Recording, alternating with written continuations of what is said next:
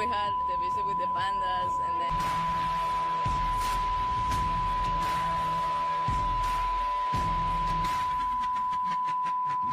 this really is the focus of the best of the best. 8 of them who have competed extremely well over the previous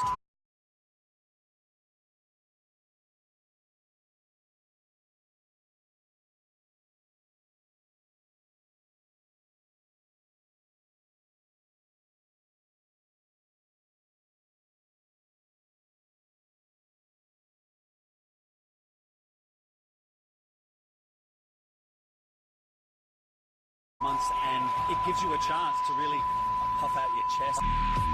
Well, I've never played a tournament quite like it. They kind of treat you like how the pros get treated, and obviously that tournament holds the best of the best. it's not only about tennis, and we had the visit with the pandas, and then we do these dumplings, and then also the last day we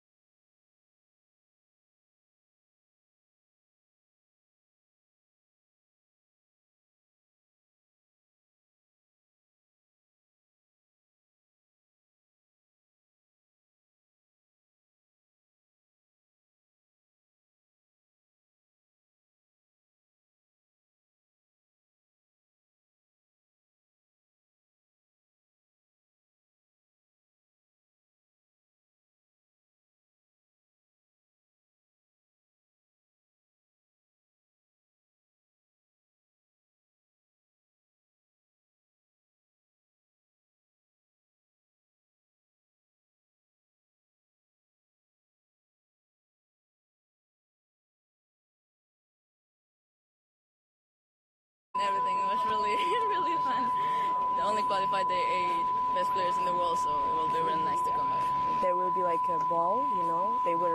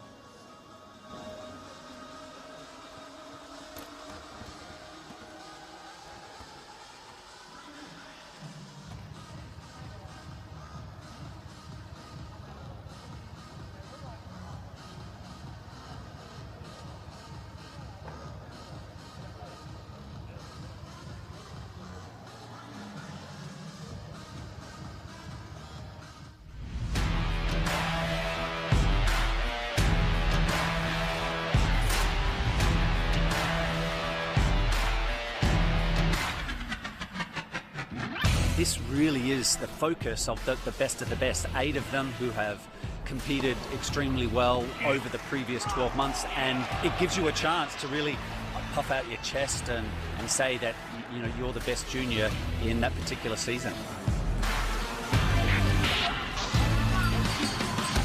You can see right now they have so many fans come to the court, support the player. Also, of course, it's good for China tennis. It's good for the athlete. They have a most big tournament in Chengdu. I believe this year should be the best.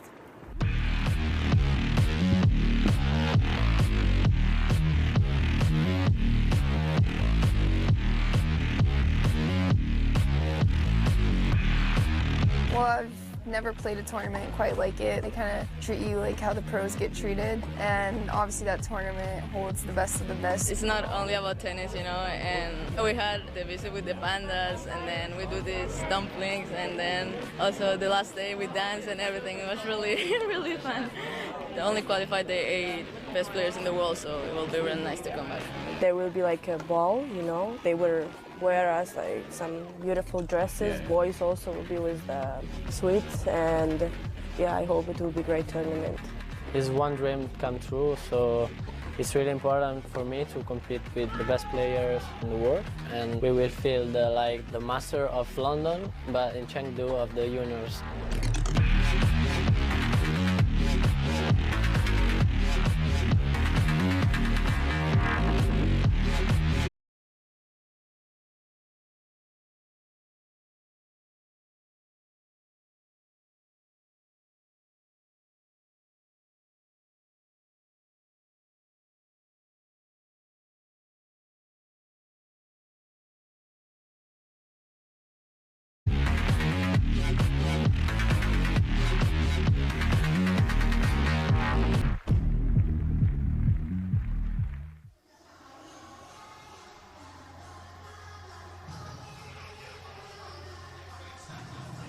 Yes, absolutely. Yeah, and I can hear you. Good, excellent. That's all fine then. Yeah, yes, that's all very good. Yeah, all good for you. Yeah, yeah, great. Thank you.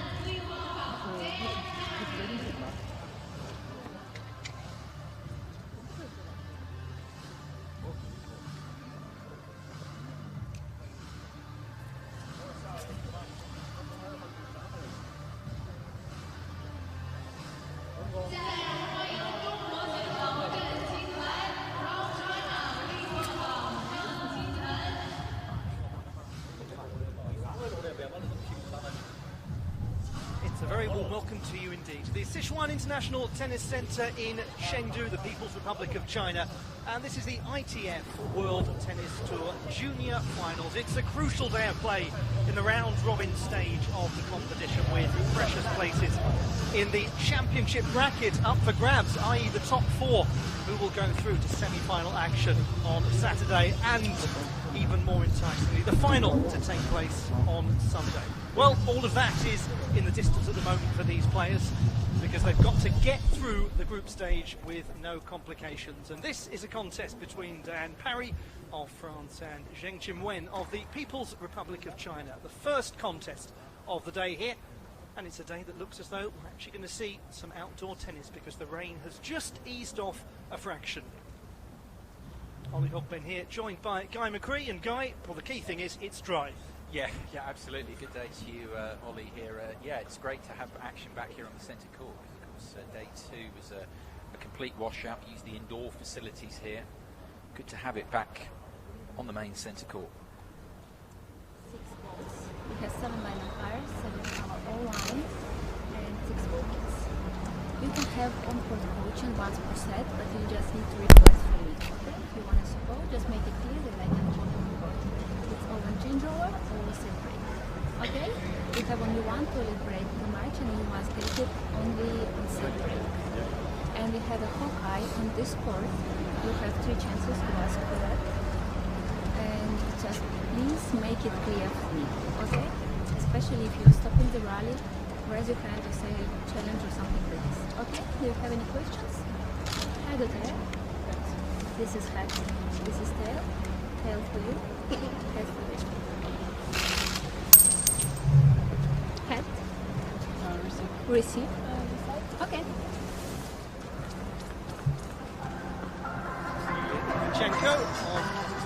Umpire marshalling over the toss of the coin. An opportunity for us to have a look at a player who has a wonderful association with this very fine city. It's rich in history. Her history not quite as long as the 4,000 plus years of Chengdu, but her mother was born there. So for Zheng Qinwen, it's a lovely opportunity as she comes up against a player who's looking exceptional at the moment, Diane Parry. Yeah, of course, soon to be the number one at the moment coming into this event. Of course, she's top 10. She's someone who continues to improve. Very graceful game style that Parry's got, with the single-handed backhand and everything else. And in a great place, of course, in the group, playing some great ball this week so far with the 2 victories. So she can play pretty relaxed, I think, here. There's a lot on the line here on the final day, but for her, I think it's just trying to keep the form going heading into the weekend. Her opponents, Zheng Qinwen, 6th in the rankings, 17-year-old who, as we just mentioned, her mother is from the city of Chengdu, and she's a player who hasn't played an enormous amount on the junior tour this year, but when she's been there, she really has produced the goods. Yeah, definitely. I mean, she's kind of carrying home hopes this week as well, the only Chinese girl in this draw. It's going to be interesting for her. I think she'll be pleased to get back out on the centre court. She enjoyed it on Wednesday. I don't think she particularly liked going indoors. Didn't play her best tennis yesterday.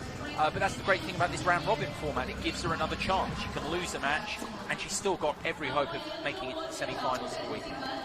Yes, many permutations, fascinating permutations, as is always the case with any round-robin format in sport. Unusual for these players, because the majority of what they do, of course, is in the straight knockout format. But ultimately, the order of business is win a tennis match. Yeah, and that's the scenario here for Zheng, looking at the group as it stands at the moment.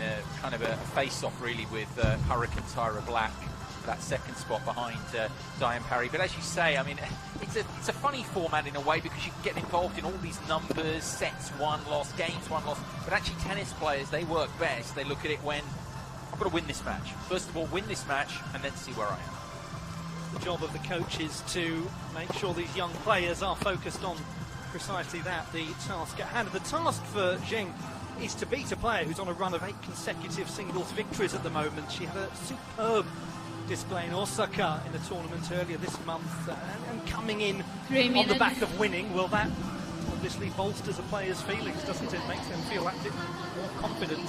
Yeah, the French contingent actually in general, Ollie, are feeling good. We've got Harold Mayo as well, who's been doing well this week, who has come in from winning a title as well, so he's doing very well, and Valentin Royer has been playing great ball this week. So the French, I think, are trying to do it by numbers in a way, collectively trying to bring their best tennis to the court this week. But no, it's going to be interesting how they match up, because it's different styles, Ollie, here. I mean, you've got Parry, who's relies on the timing, maybe doesn't have the the ferocity of the ball strike of Zheng here, but she'll try and upset the Chinese player. I think her rhythm, she likes a true ball, likes to hit away hard from the baseline, but of course she's got more pressure on her here. She knows she needs to win the match to have a chance of making the semi-finals, so that can bring its own pressure as well. Interesting point that you make there, Guy, because one of the things that she says that she's learned herself throughout the course of this year is that it's not just about your strength and your fitness, it's about how you actually handle things mentally in the latter stage of competitions. Yeah, and I mean, we saw Alejandro Dulco as well, her coach. I think he takes a lot of credit there in her development. Dulco's very experienced, has worked with a lot of WTA players, not just his sister when she was a top pro, Gisela Dulco, but also the likes of Vanya King, Veronika Sepida-Roig as well, since then as well. So a lot of experience, and it's a great thing when you get an experienced coach like that who works with a promising junior player like Zheng is, can bring a lot of that experience, which she naturally lacks at the moment. She's got the ability, the talent, but she's looking for that nous, if you like, to get her through tough situations in her development. On the subject of experience, this city and this stadium is highly experienced in hosting this competition. It's been going on since 2015, and change of format happened a couple of years ago to the ITF Junior Finals. The round-robin format was introduced, but this is a stadium and a city that is most accustomed to hosting tennis. Indeed, the 2021 Summer Universiade is coming up here as well in Chengdu in a couple of years' time, and likely that the tennis centre will be called into action for that. It's just recently hosted the tennis events at the 2019 World Police and Fire Games as well. No doubt that was an arresting experience for everyone concerned. And, it's a great pleasure to have your company wherever you're joining the action from, whether you're new to the ITF Junior circuit or whether you've been following these players for the length of their brief careers but exciting careers so far. Lovely to have your company, and you're looking forward rather to a very fine day of tennis indeed. We are hopeful that the weather will hold. The skies are grey, but they are pretty light at the moment. Yeah, it's bright as well overhead. I often think here in this event the last couple of years that's important in terms of the weather. When it goes overcast, when the light drops, that often is when you can get the rain coming, but at the moment it's quite bright overhead, which is good. There's Gonzalo Lopez, of course, working with Diane Parry at the moment, another experienced head. I think it's so important for these junior players to have a very experienced coach at hand who can who's been through these situations that they face many times before. So we are a matter of moments away from getting underway here on centre court at the Sichuan International Tennis Centre. That's the player that so many are talking about at the moment, Diane Parry, the 17-year-old born in Nice. First set. And so we begin. Zheng Qinwen from the People's Republic of China to serve. It's Diane Parry of France to receive.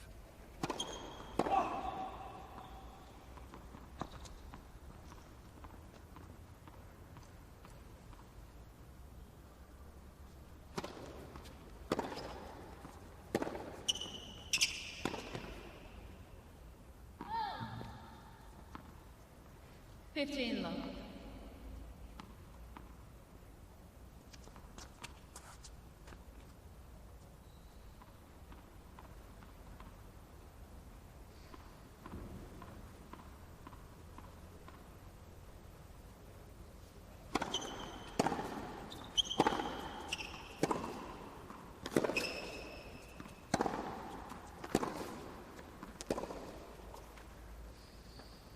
Certainly.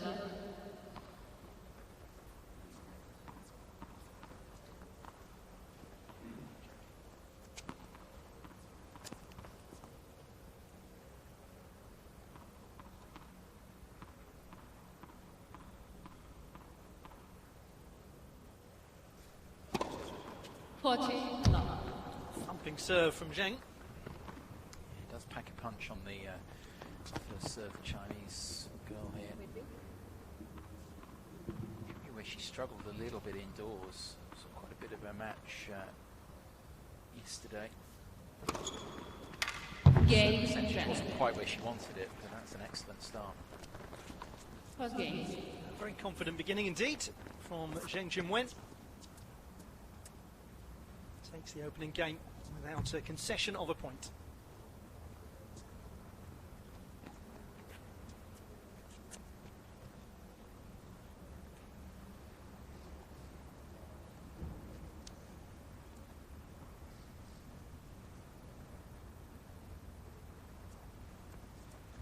Well, Diane Parry has shown herself to be very versatile over all surfaces so far this year, particularly they could run on grass in the summer. Now attention turning to the hard surface here, one suitably dried off in Chengdu.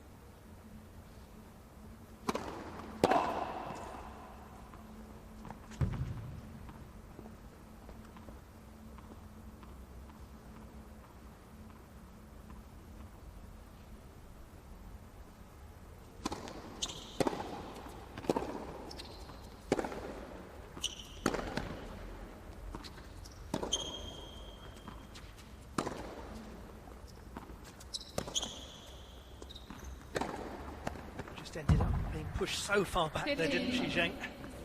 Yeah, held up well there. That's going to be, for me, it's a big part of the matchup here, how much she can go into Parry single-handed, but of course Parry plays with a lot of shape, a lot of height, able to push the Chinese girl back there off the baseline, as you say.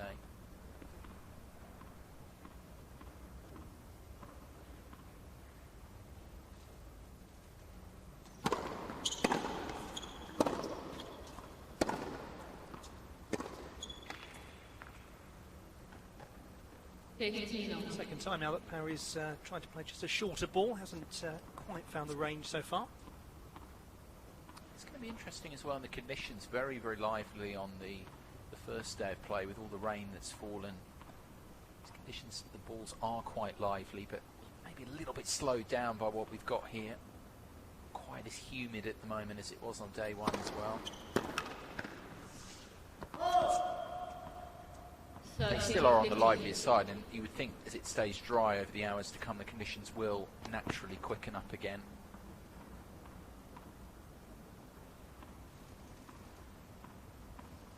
Just might take a little while for that to be the case.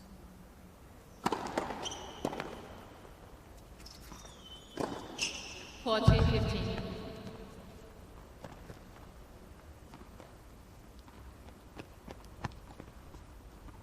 Good work here, getting forward. I was thinking actually the conditions that they are, who they'll favour more here. I'd say Parry a little bit more because it gives her a bit more time. Harder for Zheng to rush her. The ball maybe not coming through as quickly as it normally would.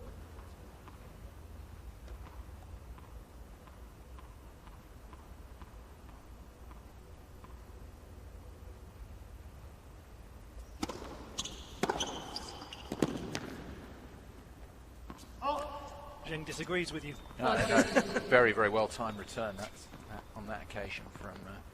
She's got such a good quality of ball strike. That's why it's an interesting matchup. You've got the, as I say, the guile of Parry, used to the slice against Zheng's flatter ball strike.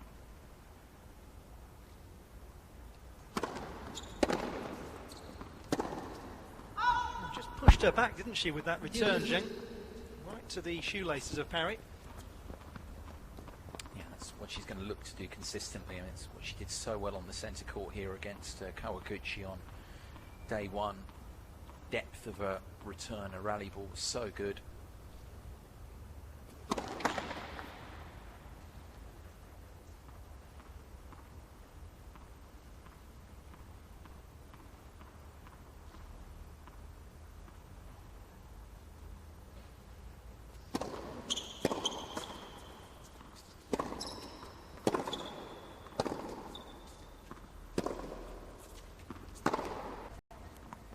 Certainly has faced a little pressure in this opening service game, Diane Parry. Positive start from Zheng. Yeah, she was thinking about the challenge there. Of course, they've got the electronic review available to them. Another aspect of mimicking the conditions that they'll have to go onto on the pros.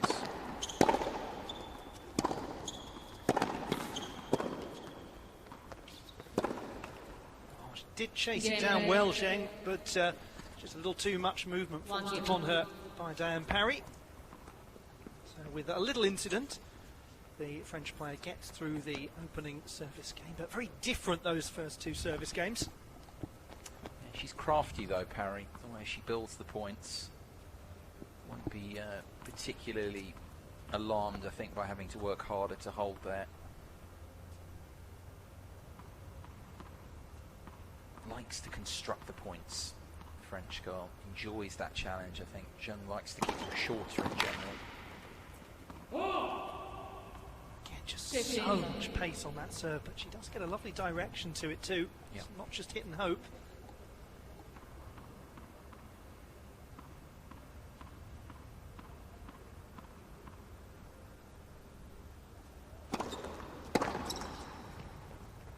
There's variety to it as well. Yep, hits the spots well. It's a serve you think that it'll get better as well, because a lot of these players, they haven't really finished growing yet. Still got a little bit of time. Get stronger with that serve, but already you can see the ability there.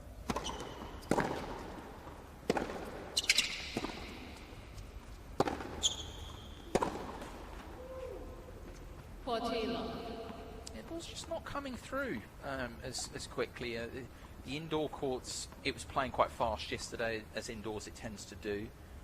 Day one, as I say, the conditions were very lively in those drier conditions. At the moment, it's just holding up, I feel, a touch out there. Naturally, if that ball's not coming through as you're expecting, it's tougher to time it correctly.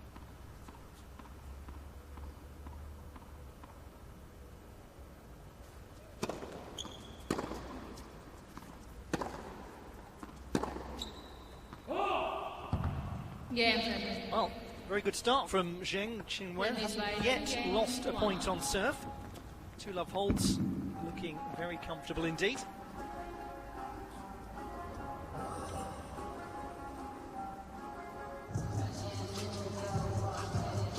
as a result, it's the home player who leads by 2-1 here in the first set, but we are with serve.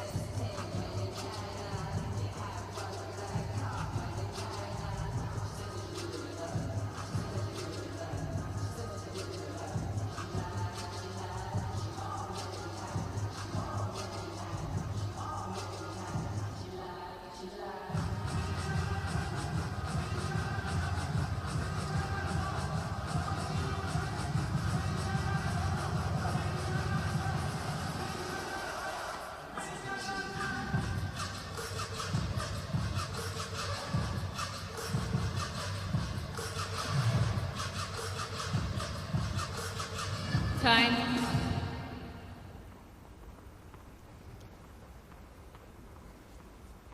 Yulia Ignachenko, the chair umpire. Diane Parry, clearly not a player who likes to hang around. She was back out onto court within a matter of seconds. That change of ends, desperate to get the match resumed.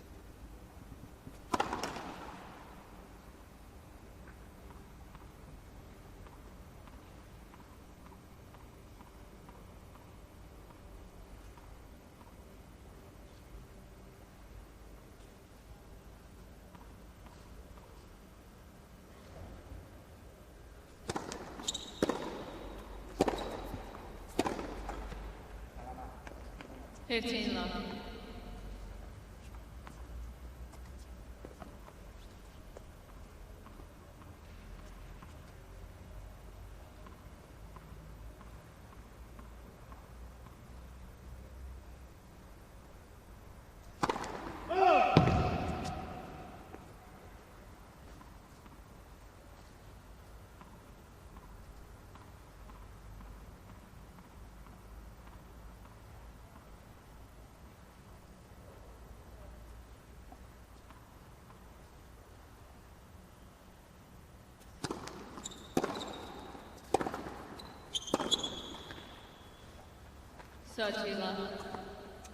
Parry coming into this with 2 consecutive victories against Hurricane Black and Natsumi Kawaguchi. For Zheng, the slightly uncomfortable position of being in 3rd place going into this final match. Beat Kawaguchi but was defeated by Black. So we'll be looking at results elsewhere. Yeah, I think the thing first and foremost though, Ollie, the players just focus on the job in hand. You're absolutely right. That'll be the thing that when she gets off the court, if she's won the match, instantly she'll be asking, okay, how did that other one go?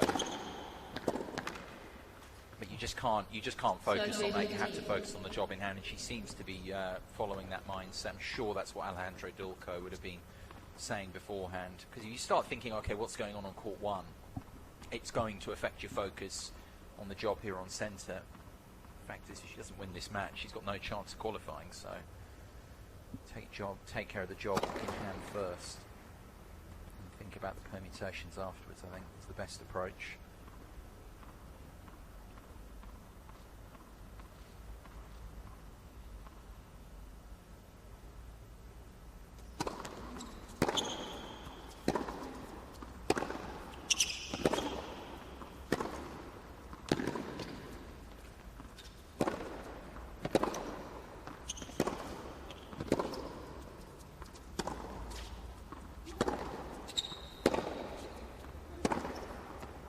Oh, what a lovely shot from Parry. Well, 14. just wouldn't let go of that point, Parry, early on. She was darting all over the place. Yeah, no, you could see what Zheng was trying to do, trying to pin her in the backhand corner, but to be fair, Parry's rally ball length was better, and that allowed her to get on. And we've seen this from her so much this year, actually, just that ability to lean in on the shorter ball.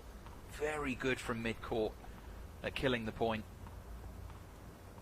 Gets on top of the bounce very well, Parry. Game ready. So a hold of serve for Parry, and much more routine than the first one. 2 apiece, just under a quarter of an hour played here on centre court at the Sichuan International Tennis Centre. And if you're just joining the action, it's the ITF Junior Finals in Chengdu. And a crucial match, more so for the player that you're looking at there, for Zheng Qinwen. Parry looking very much in control of Group Li at the moment.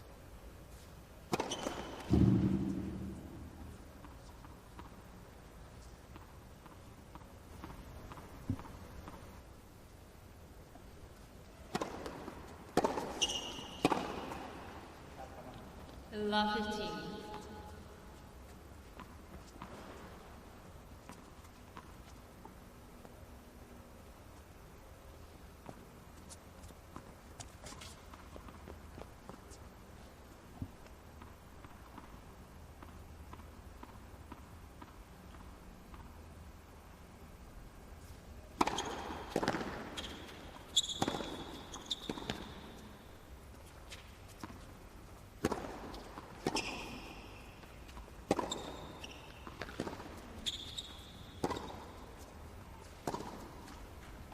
Yeah, I like that, going into the backhand. I mean, she's got to vary it up, I think, Zheng, sometimes. It's got to be not quite so obvious as that. Sometimes you've got to go to the parry forehand to get to the backhand, if you like. But you can see what the tactic is here most of the time, is to go into that backhand side, try and push parry back and get inside the court. I think that's largely a good tactic for her.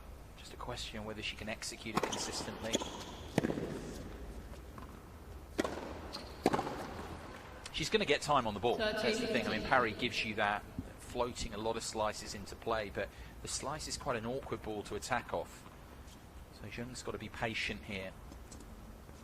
Choose the right ball to look to get in on.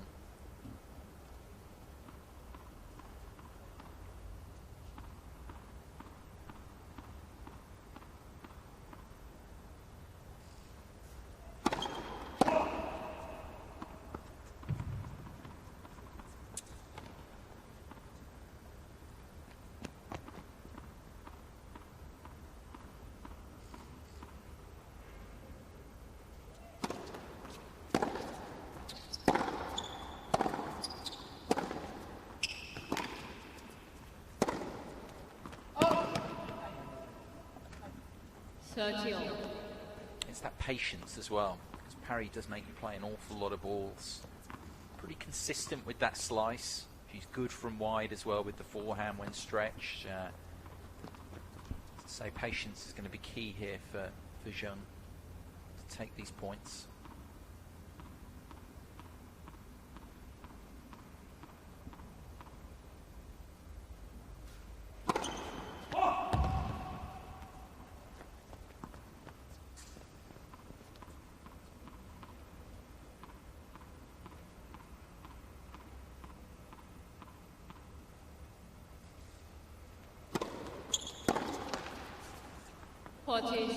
Certainly for the first time, her serve has had a little bit of scrutiny.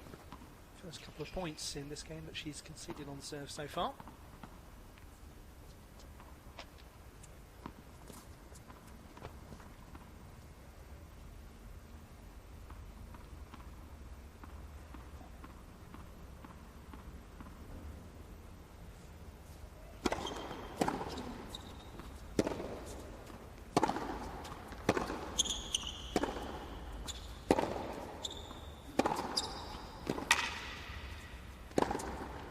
Lovely from Parry. Great accuracy in the approach shot as well. Yeah, no, it was actually, as you suggest, Ollie, it was the previous forehand there that was so good for her. Allowed her to get forward, her body weight as well. She's so good with the forehand side as well at following in. Naturally, all her body weight's going forward, so it brings her into the net. Very good put away as well once she got there. Just a good point all round.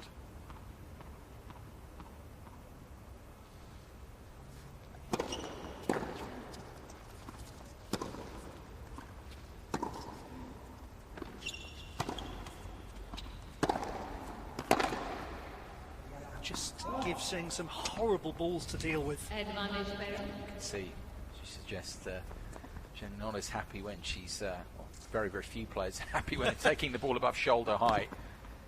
Ball kicking up from Parry, pushing Zheng off the baseline.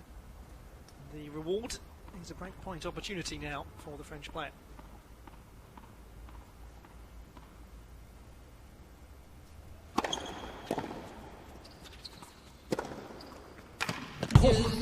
Cheerio to that one then. Oh, that's the other side of things there. Parry didn't quite get the return in play that she was looking for, and this is the power, the clean ball strike of Zheng. So good there with the third ball.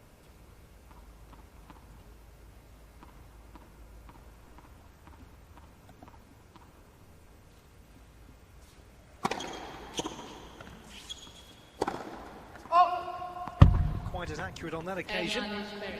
So once more a break point.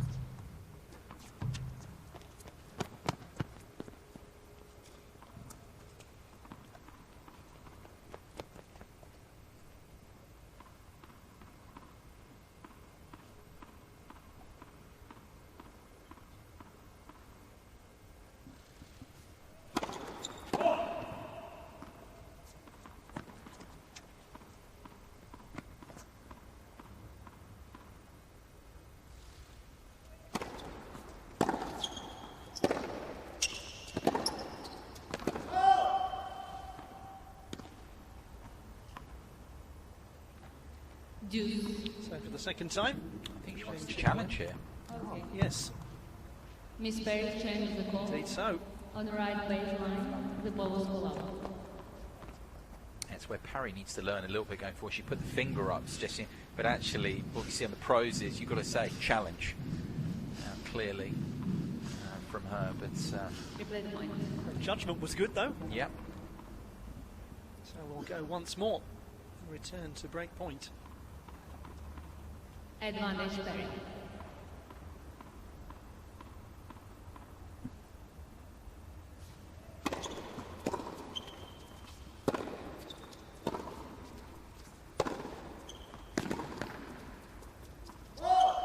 Deuce.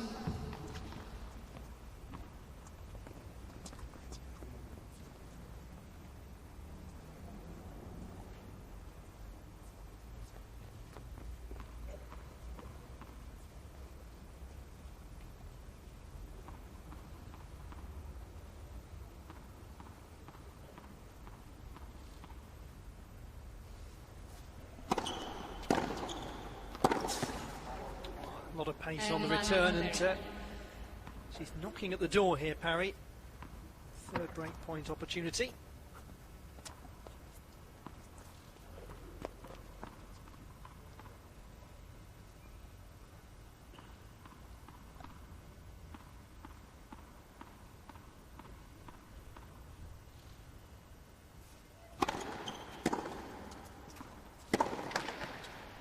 Parry had a very difficult task to get that ball back, just stuck a racket at it really, and forced Cheng to play, and play she did to the net. So the first break of serve, and Diane Parry leads 3-2 in this first set.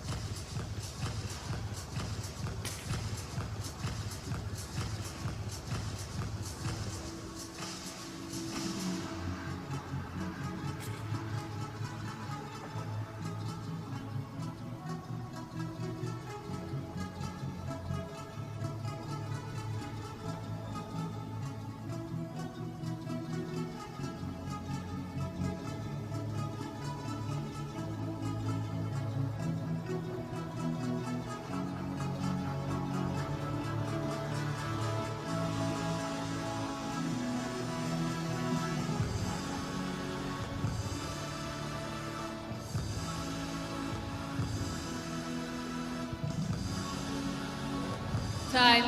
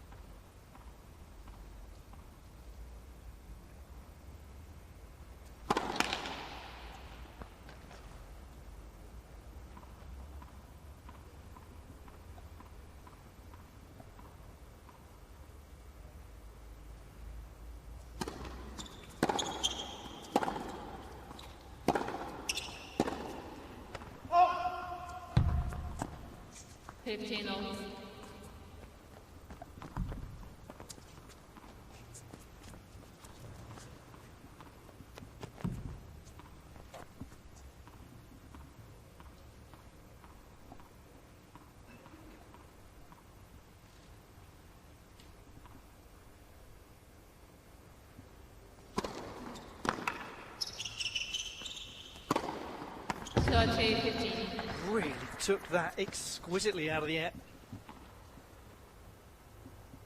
Glorious judgment this from Parry. It's not easy there because she's behind the service line. It's the point of contact. A very good technique, keeping front on.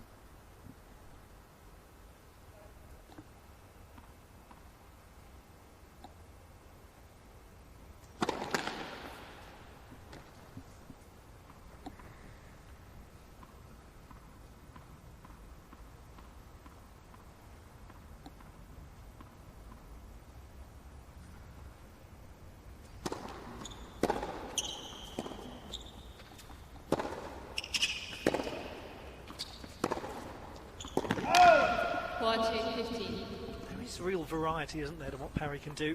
Yeah, and you can see she's got a challenge here, but you can see she's unsettling Zheng a little bit at the moment. She's not getting the same ball, not getting that rhythm, not able to hit through the court quite as easily as she'd like as well.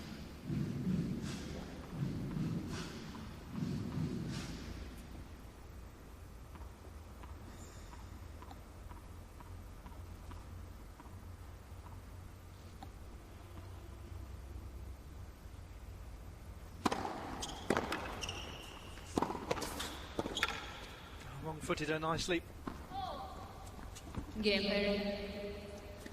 So Parry consolidates the break of serve with a very comfortable looking hold indeed, and speed. She's just starting to find her feet now. 4-2 with under half an hour of play gone. Yeah, it just looks really solid, doesn't she, so far? And she's got a grip of the conditions, has got a grip of the conditions more quickly than Zheng.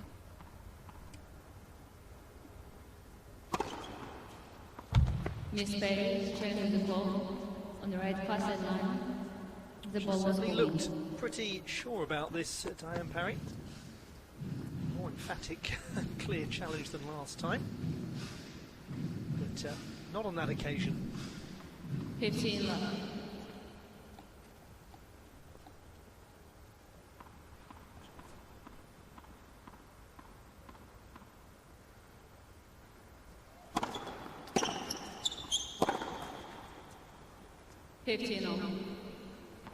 Miss Perry has 2 challenges remaining.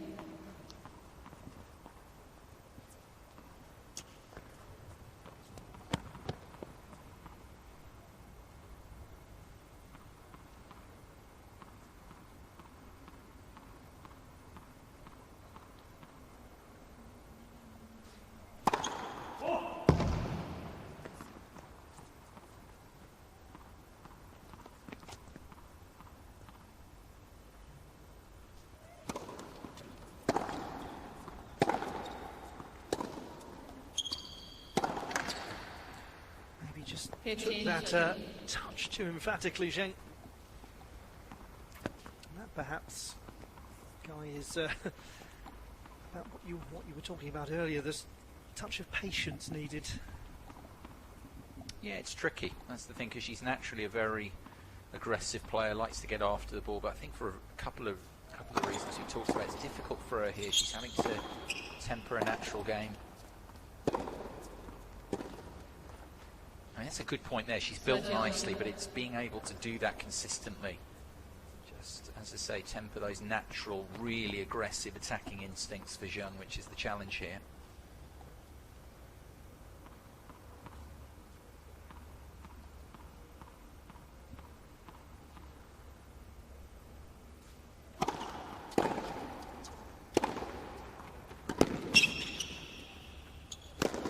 Oh, goodness.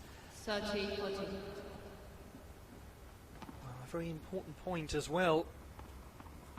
Now facing a break point for a potential double break, and seem to have done the hard work. So a real chance now for Parry to take this set by the scruff of the neck.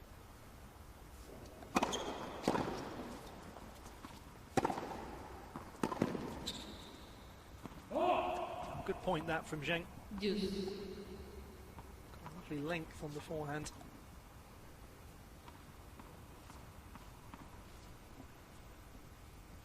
Yeah, needed it really, you felt, because get broken again here. Tough to see her coming back into this set from 2 breaks down the way Parry's looking.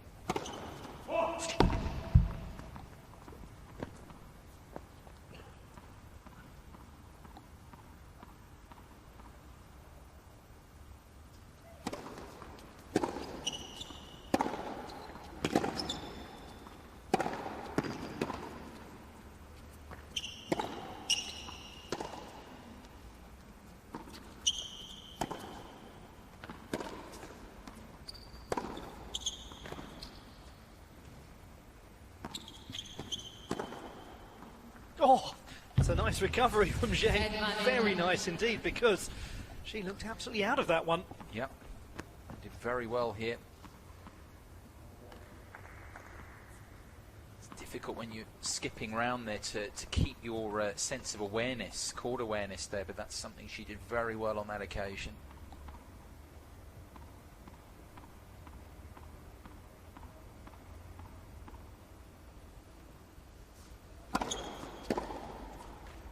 Game. Ball change. Well, it's a very important hold of serve indeed for Zheng Qinwen. Perry leads by 4 games to 3. She's still trailing by a break, but is in touching distance. So we go on in this first set here in the Sichuan International Tennis Centre, the ITF World Tennis Tour Junior Finals. Zheng trails by 3 games to 4.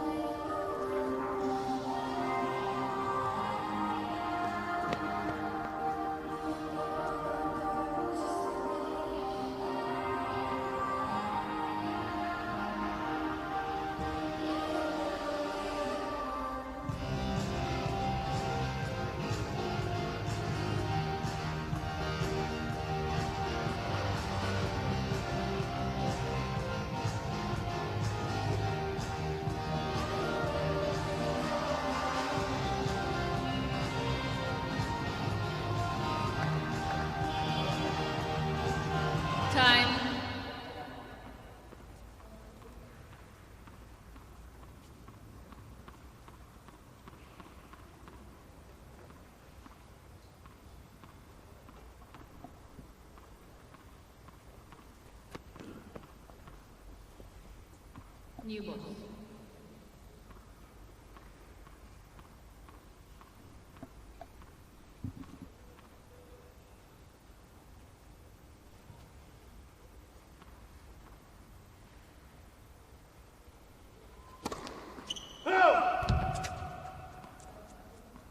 Miss Berry changes the ball. It's not at all surprising. Right, Harry has elected to make the challenge. She was already on her way over to the other side and looked pretty clear to her. But her judgment wasn't quite there on this occasion. Second. Miss Berry has one change.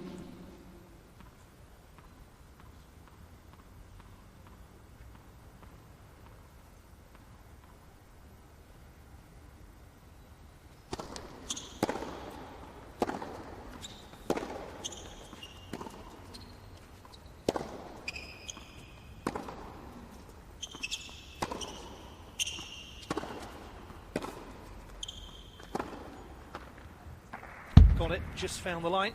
Miss Zhang challenges the ball on the right It's fast line. Zheng's The turn ball to is holding. use the challenge system. But she had to do so much movement during that point. It was fairly square on the line. 15 love.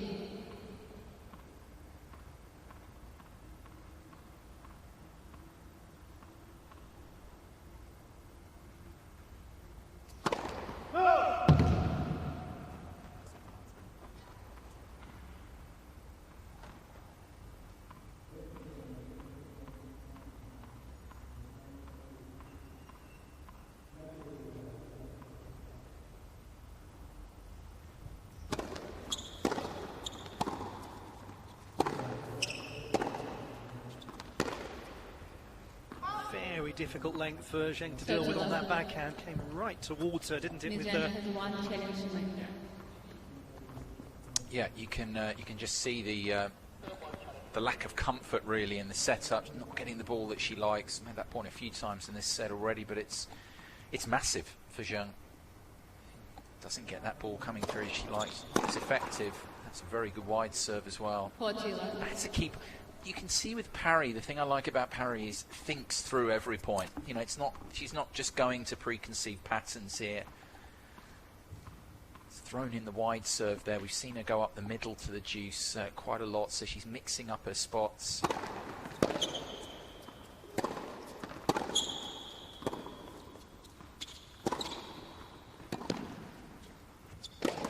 She's a smart player. Game better. once again Zheng finding the net from very close range, finding herself needing to hold serve in order to keep this set going.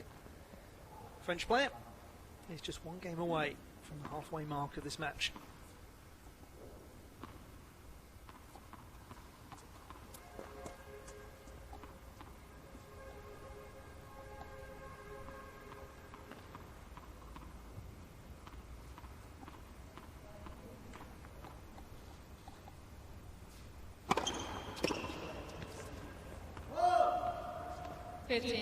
Just for clarification on the fascinating permutations of the round-robin system, Zheng has got to pick up a victory here in order to have any chance of progression.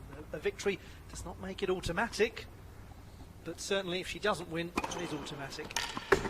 No, you're spot on there, Ollie. It's obviously the Kawaguchi black match that's going to be played out on court one is important as well in deciding who comes through with Parry.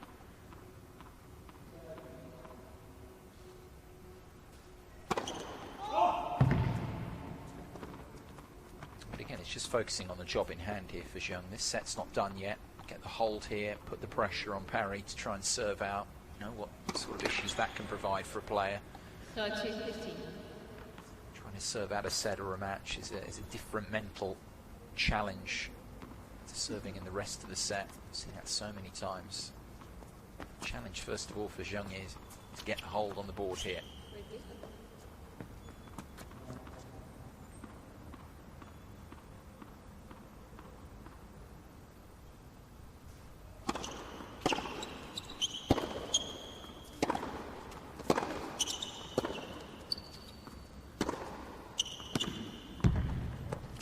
Once again, Parry has a hopeful glance across at the chair.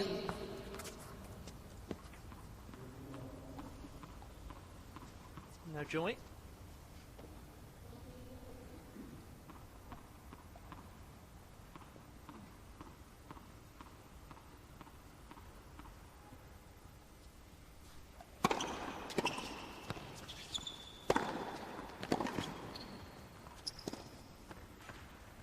Went for something different, but didn't go according to plan at all. Yeah, not really her game. I think that's a sign mentally at the moment. She's just struggling consistently here, Zheng, to come up with the answer.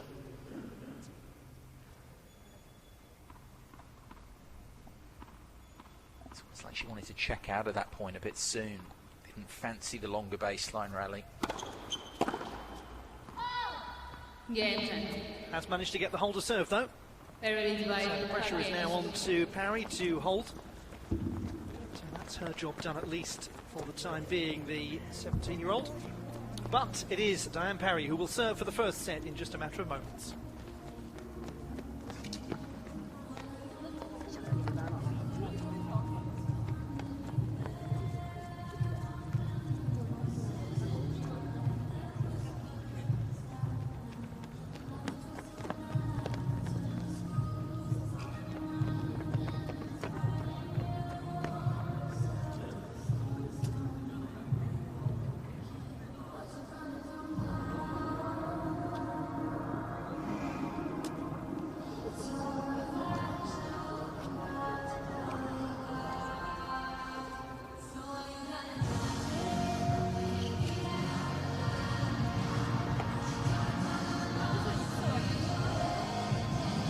Time.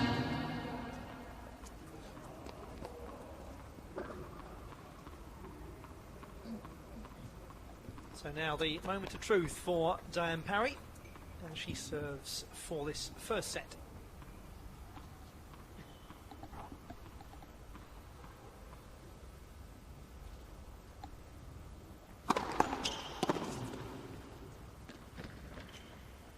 Fifteen.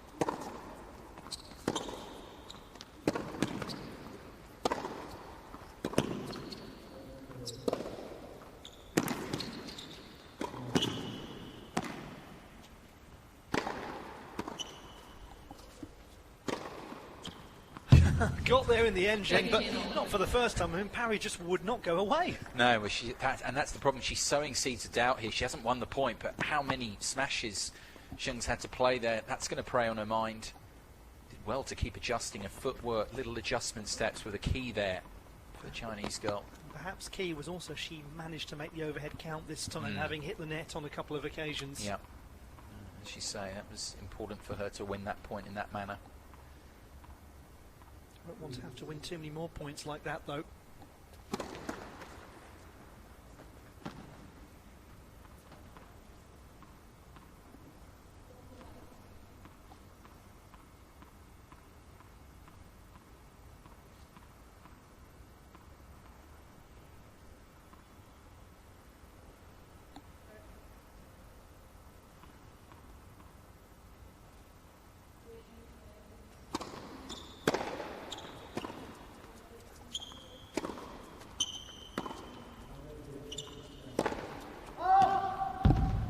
Searching 15.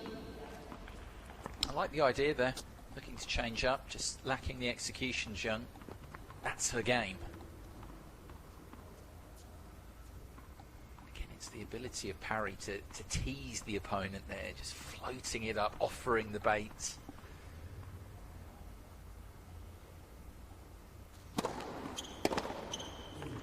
With a wonderful bit of serving, she's almost there now. So here comes a couple of set points for the player who's currently ranked 8th in the world. He's anticipating going significantly higher.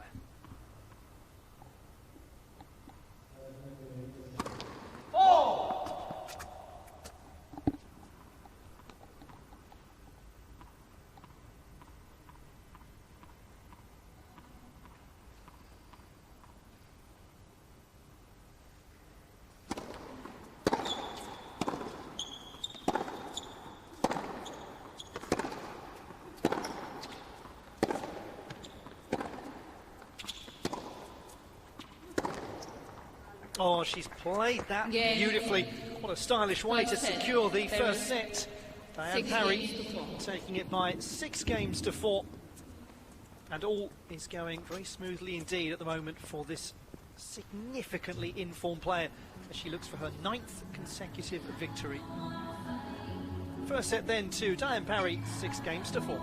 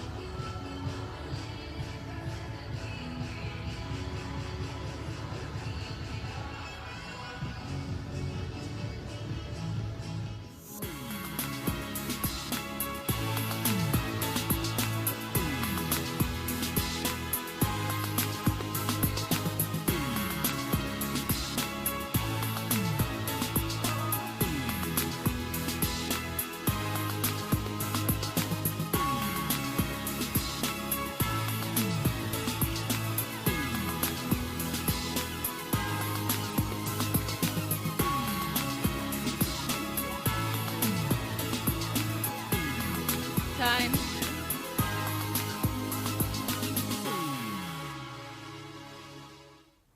Second set. Second set about to get underway here at the Sichuan International Tennis Center in Chengdu. It is the player whose family is from Chengdu who's now seeking a way back into the contest. Sheng Qin Wen having lost the first set.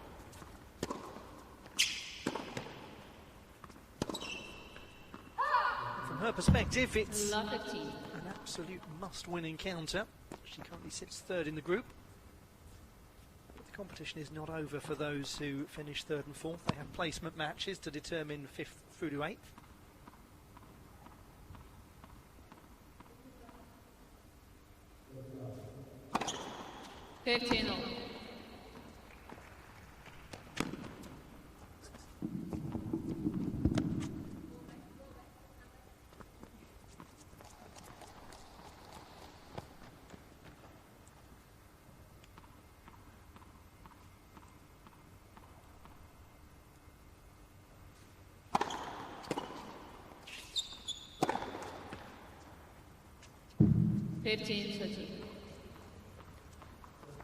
So right at the start of this second set, just a small mini battle here for Zheng to win, finding herself just a couple of points away from a very early concession of serve.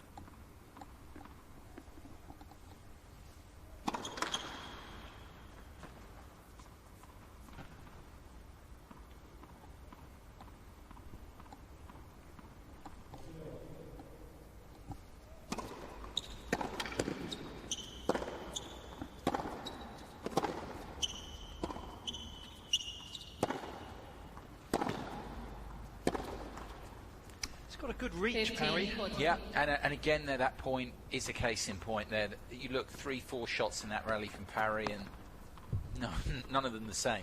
There's just no rhythm there for Zheng to work with. So 2 very early break points in the second. Chance for the French player to assume full control.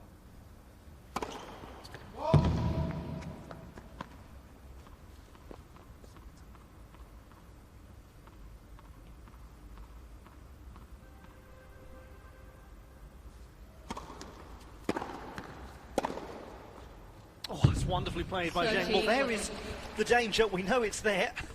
Yeah, it's being able to do it consistently, though. I mean, there's nothing wrong with that. To redirect, this is a tough shot technically to take on, because naturally you're going to go cross court there. If you like to go against the natural flight, the direction of the ball. Really clean strike as well from Zheng.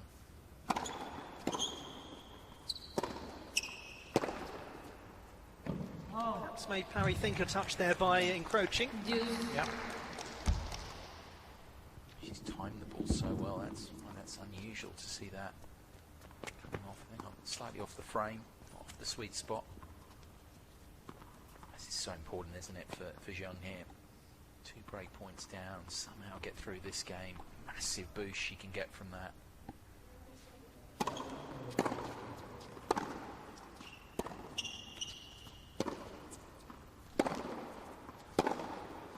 Oh, she's played another belter of a shot. Well, it is there. We know that. She's a good ball striker given the opportunity. Maybe Parry's rally ball there could have been a touch deeper. Had a bit more time to get set and balanced for that strike, Zheng.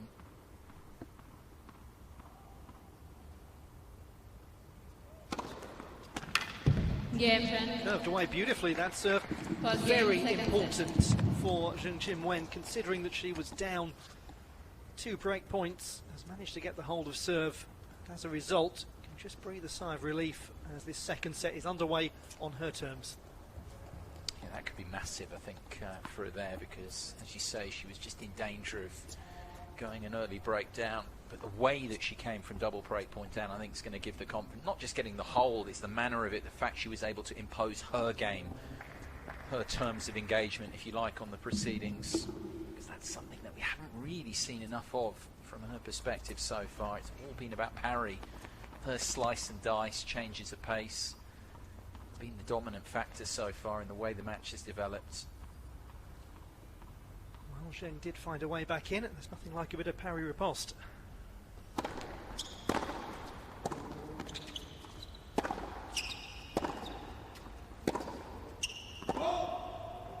Love.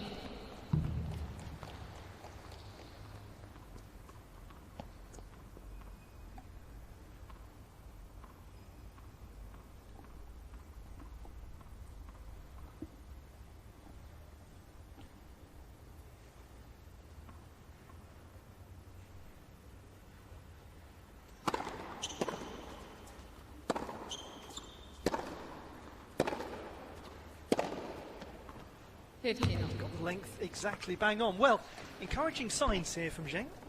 Yeah, well, she's just getting a bit more opportunity, growing in confidence. That ball there, a little bit short from Parry as well. And that's the key, because it gives her time to get set up, get balanced, get her body weight moving through the ball. She's not being rushed by the length from Parry, which was so good as that first set wore on.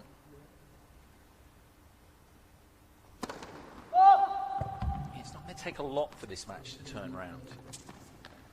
Parry's rally ball just drops a touch there. A few more errors. Can quickly move around this match. Not a lot in it.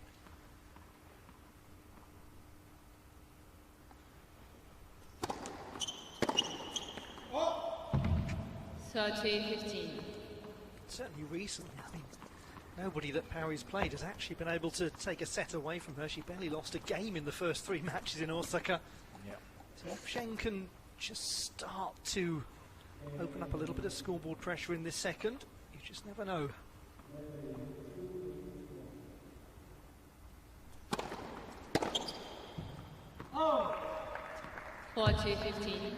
Well, I mean, it's kind of what we saw on Wednesday, on the first day, what Hurricane Black managed to do in that second set. Came into things, took that second set, of course, before Parry raised a game in the decider.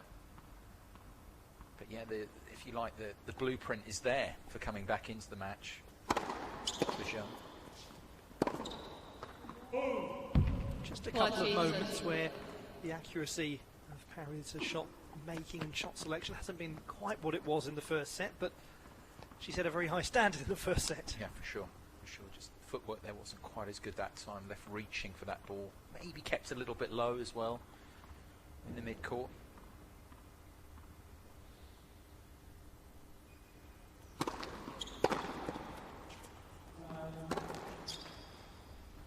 Deuce.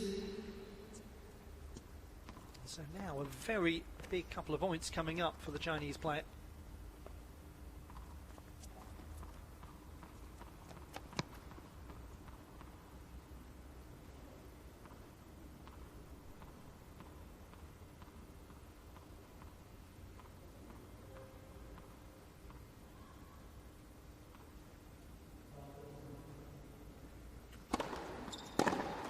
Advantage pairing.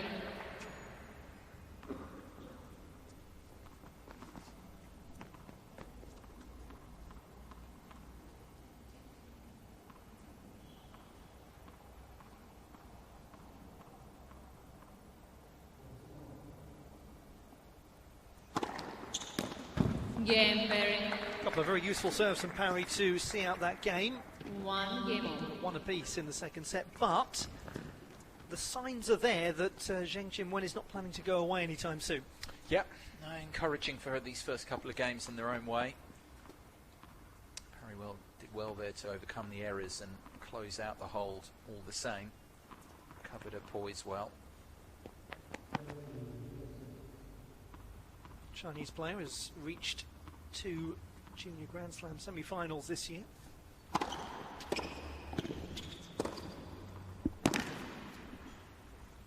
$15 love. Very tight matches too, both of those semi-finals. Lost to Emma Navarro at Roland Garros, 6-4 in the decider, and to Alexandra Yepifonova, 7-5 in the decider in the US Open as well. So she's had some very tough bruising matches.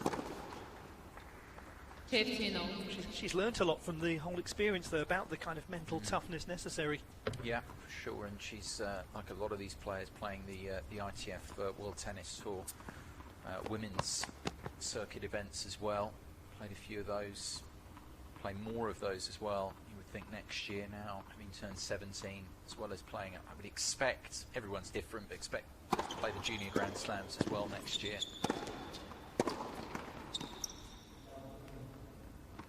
15. It's a tough one there on Zheng, just collided awkwardly with the net. Yeah, no, very difficult to react there, minimal reaction time off the tape. It's just fascinating though, isn't it, Ollie, to see these players. I mean, they're all extremely good, but where they are at the way the junior finals is set up, because you've got players 18 years of age, this is going to be their last junior tournament, then you've got others in more interesting positions where they're mixing Pro Tour play with the juniors. I mean, going back as well, I mean, thinking of the junior finals last year, we had Clara Towson, the Danish girl, who was 15. We get that occasionally. Leila Fernandez was who's gone on to win Junior Roland Garros this year, and that's the interesting thing about these finals, that you've got players at different points of their development, all coming head to head against each other.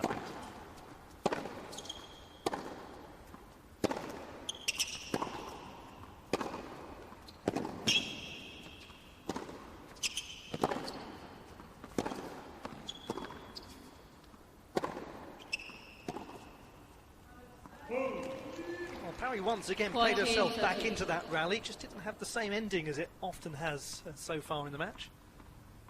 She's managing to hold on that occasion. That is always the problem when you're playing against Parry. She just refuses to let a point go away.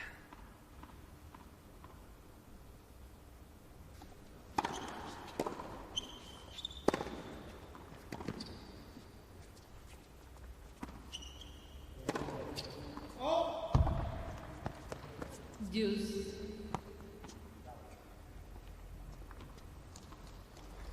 A very tough first hold of serve in this second set. Looks like she might be on for a second one.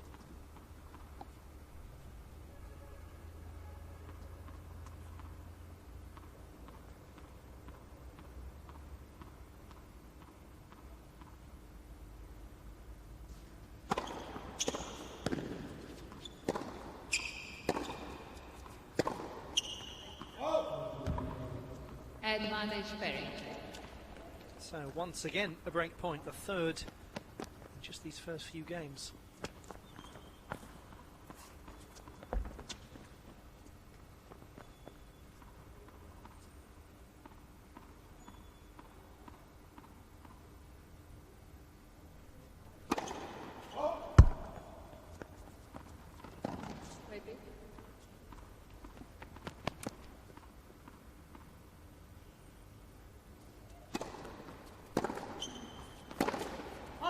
Game, Perry. There is the break of serve right at the start of the second set. Well, she nearly did it in the first game. She's done it in the third. So Diane Parry has got the advantage. She leads by 2 games to 1 with the break of serve.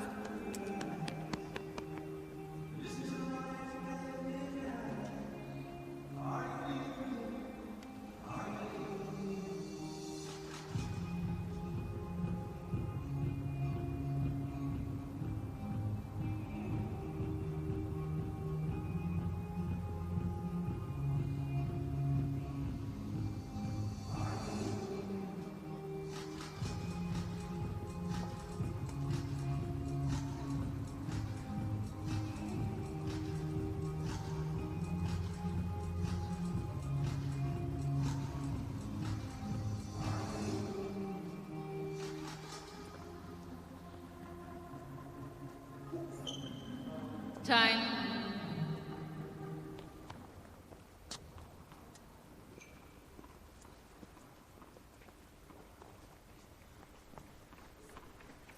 Very warm welcome to you watching the action here at the ITF Junior Finals. Ollie Hogben, and we've had a change of things in the commentary box. Valentin Royer sits alongside me, and Valentin, you have a vested interest in this one. Yeah. I really wanted to be here, especially because it's Jen playing.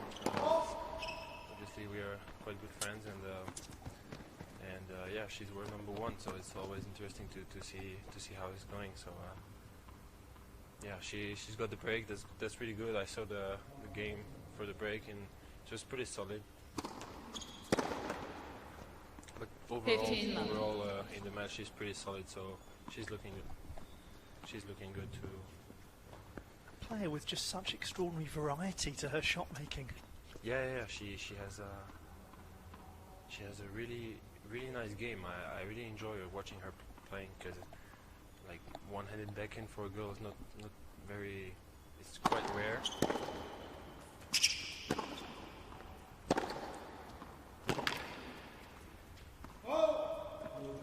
And she chases everything down, doesn't she? Yeah. She has great athleticism. She's really fit.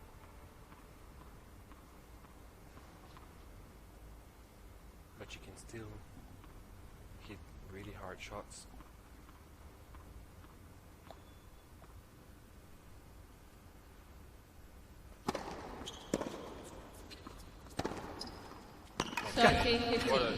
There's the proof of your point. Yeah, that's the one. Yeah, that's a really good serve, and then that forehand inside out. Yeah, perfect shot. Yeah, well played.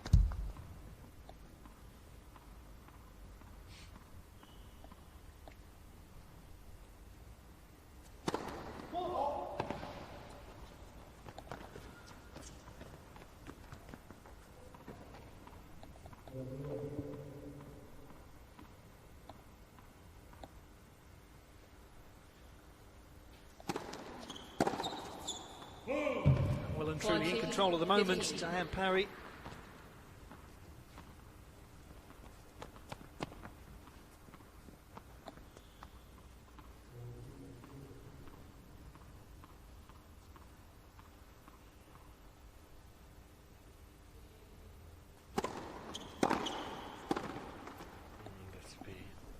Has to go a little bit faster on the legs, but quite a good return, also quite strong, quite hard to control. But the idea of serving volley was not bad from her. We've certainly seen that with Zheng. She's got a lot of power. Yeah, especially in forehand.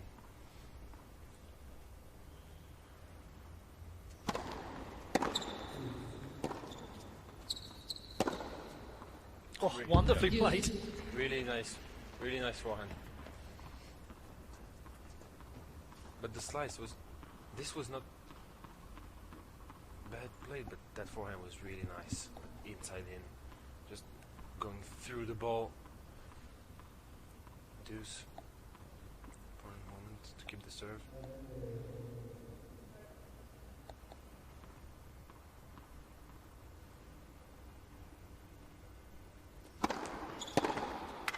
Oof, what a return from Zhang! Goodness me. Look at this. The serve was not bad, but just boom. This return. Well, here's the breakpoint opportunity. This could really transform this second set.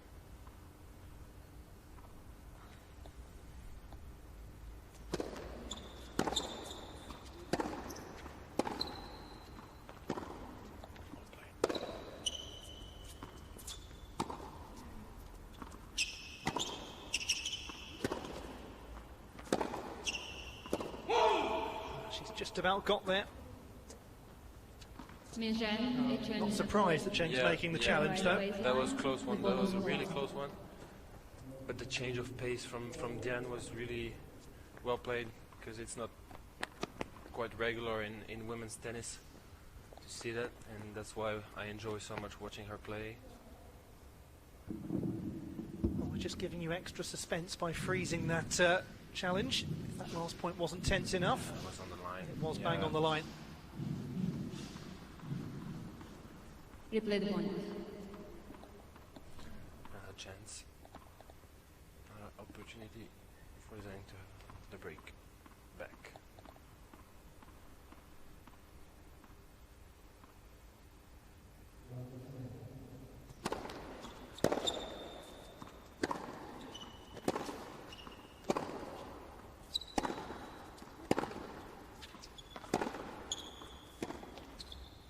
And she's got it.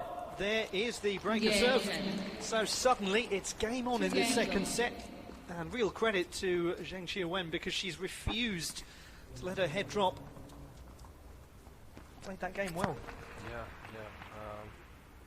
Diane had quite some problems with her footwork in this game, but just the return from Zhang on deuce was unreal to break.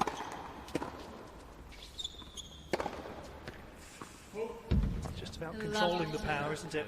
More control there. Serve was not bad.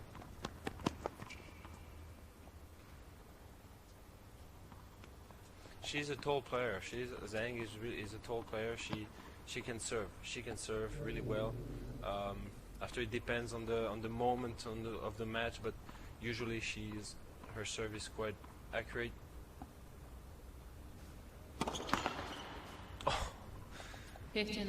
This no let rule in juniors.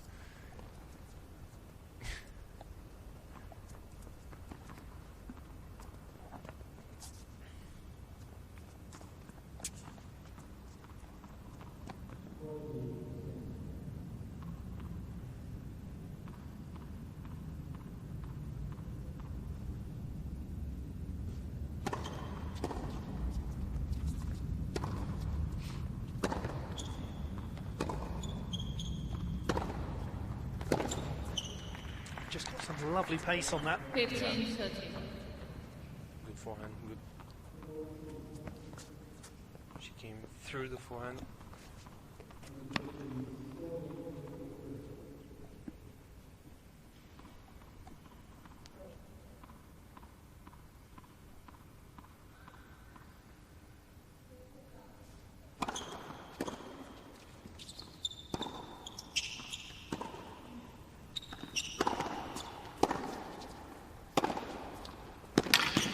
Well played, Zhang. Yeah. Just so much power, wasn't there? Just change of rhythm was really good there with the forehand. Yeah, that one. Just finishes like this. Yeah, perfect timing, forehand, perfect. Well played from Zhang. Well, just as the skies are starting to turn brighter, so the match is turning brighter for Zheng Qiuwen. Big point coming up here.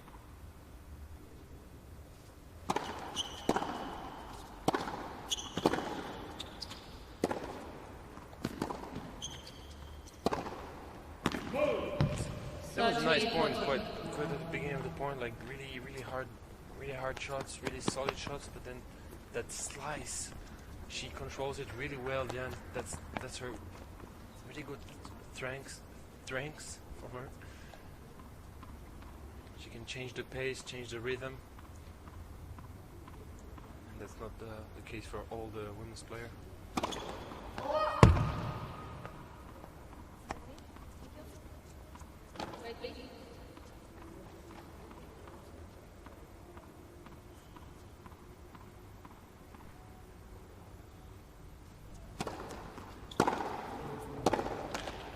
Yeah, very. Real power in the return from Diane. Yeah, quite. Miss Perry has requested to shoot a Perry will drive 3 games. So still the advantage for Diane Parry. Player soon to be the #1 ranked player in junior tennis. She still has some control over this match, though Zheng Qinwen is fighting back. Still Parry leads by a set and a break.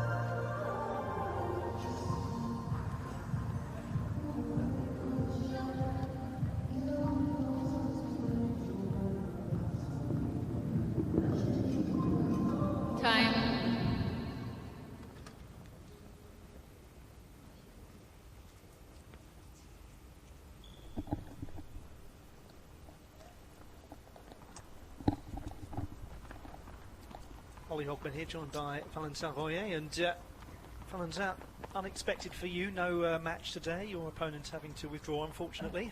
Yeah, he's got some injury on the knee, apparently.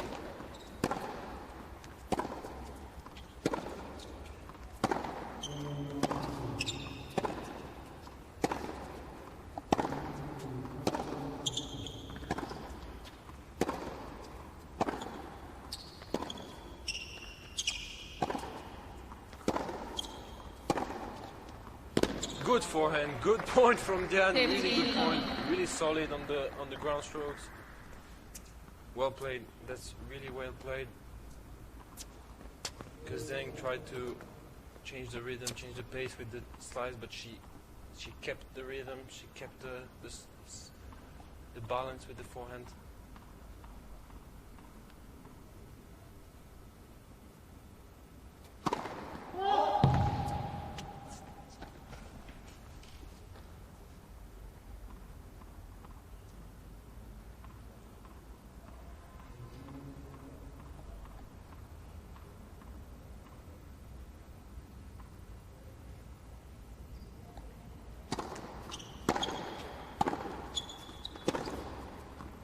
Controlled the ball nicely. Under the power of Zheng Qinwen. Mentioned at the start of the match that her mother is from Chengdu. It just means so much to her to be playing in this competition in this marvellous stadium.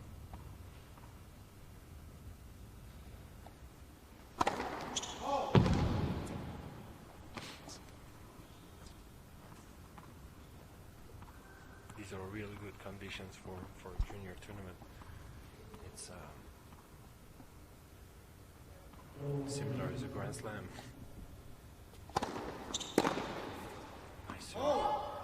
Nice serving from Jan. It's a great arena, isn't it, actually? And everything's so close by. I mean, the hotel facilities are right next door as well. These facilities are just great. The organization is making everything to make us comfortable. Couldn't ask for more.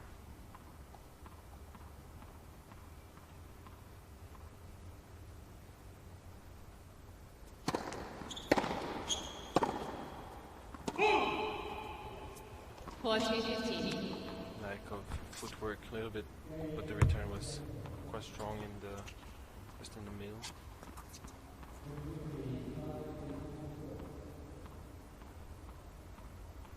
Gave Svetlana Kuznetsova a good battle in the qualifiers for Wuhan Qinwen recently. So got to the second qualifying round of the Tianjin competition, so she's starting to acquire a little bit more experience out on the senior circuit.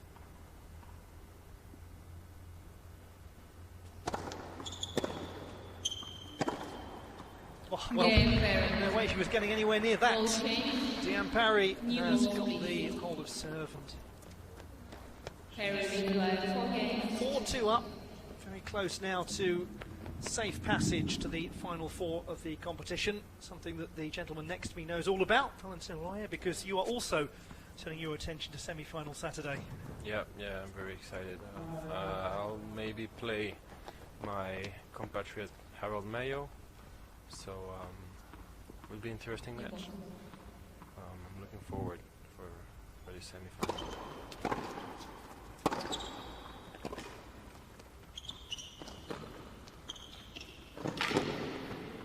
Oh, she's done it. Has she done it? Yeah, she did. She has. Chased that down incredibly. Good run. Oh, and from the bottom of her racket. nice running from Jen. What a stretch that was from Parry.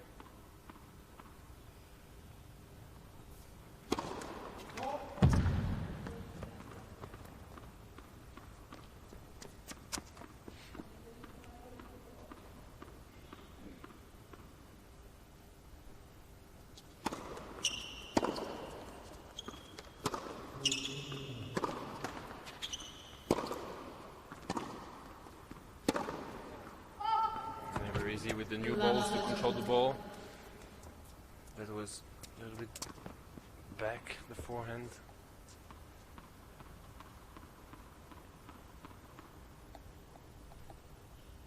Well, she did have the threat around a similar time in the first set, Chen Qinwen, of going 2 breaks of serve down. Managed to fight her way back. Can she do it again here?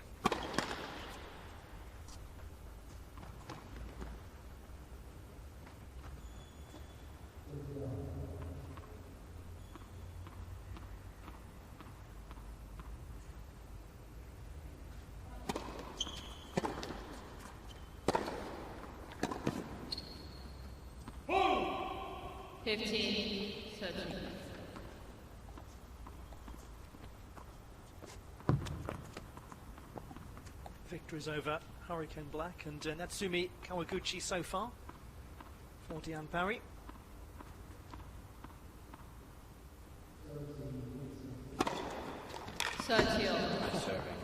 There again is that thumping serve that we've seen from Zheng. Yeah. Especially at 15:30, a little bit of pressure to hold the serve, not being double break. Good serving.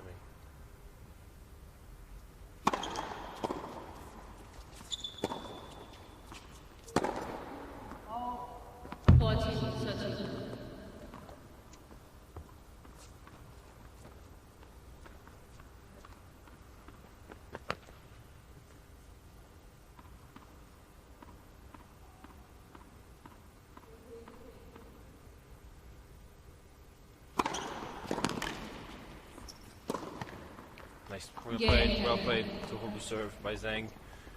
Very impressive game from Cheng Qinwen from love 30. She managed to get the hold and avoid the perils of the double break. So it's still very much game on in this second set, but Parry still has the advantage of a break of serve, having taken the first by 6 games to 4.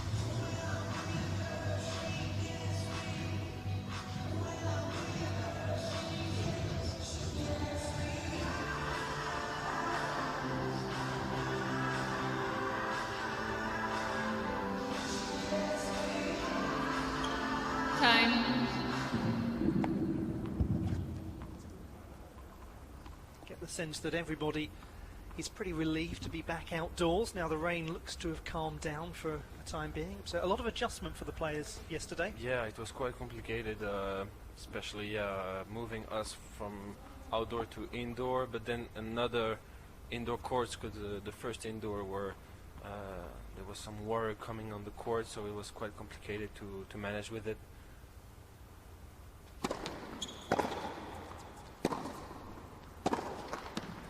we saw earlier on the stats from Diane, from the length of her backhands, and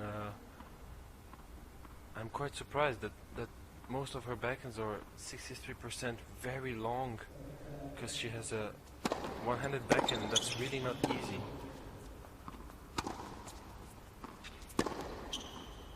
Oh, well played. Well took played. that so well. Yeah, yeah.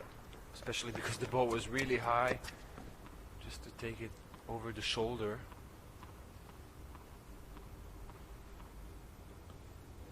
I'm not surprised that Diane is world #1 now. She's playing quite a good tennis.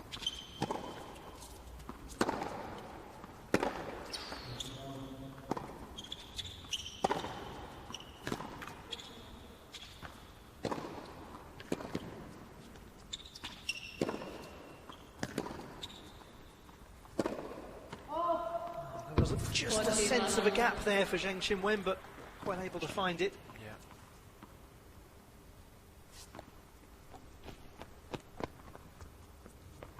That slice is not easy to manage also. It's low, it's going quite like with a lot of slice on it. Rotation of the ball is not easy to manage with.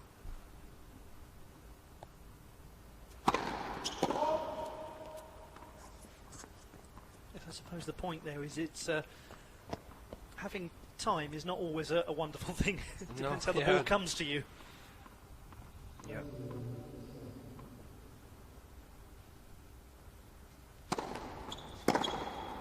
Yeah. Oh, and there it is again. Just releasing the pressure.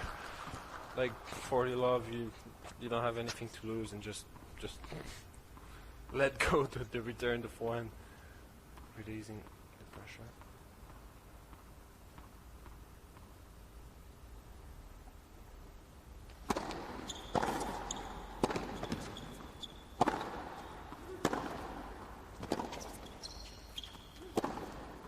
Oh, what a wonderful turnaround of that point from Parry. Played herself beautifully into control. Yeah. Well construct. She went for the down the line to make the opponent slice, and then just going to the court and finishing on the other side. It's basics in tennis. It's really nice played. Well played from Diane. So the facts now are simple. Zheng Qinwen must hold serve. If she can find a way to win this match, then she might still be able to make it into the last 4 of the competition. But if she is unable to do so, then it's the placement round. Double fault here. You can imagine quite some stress or pressure in her head, because that double fault is not quite usual. She sent somehow some signs of stress, of like going down a little bit, especially also missing the first serve, not going from real intentions to make the ace or to make a big serve.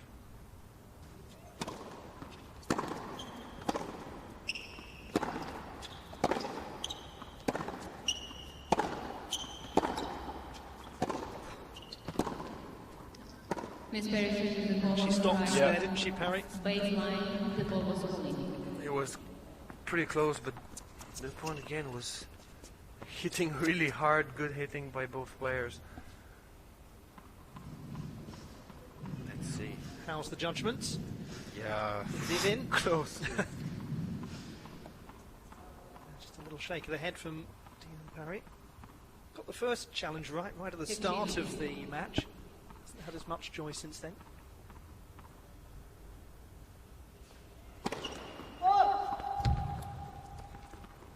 Wait.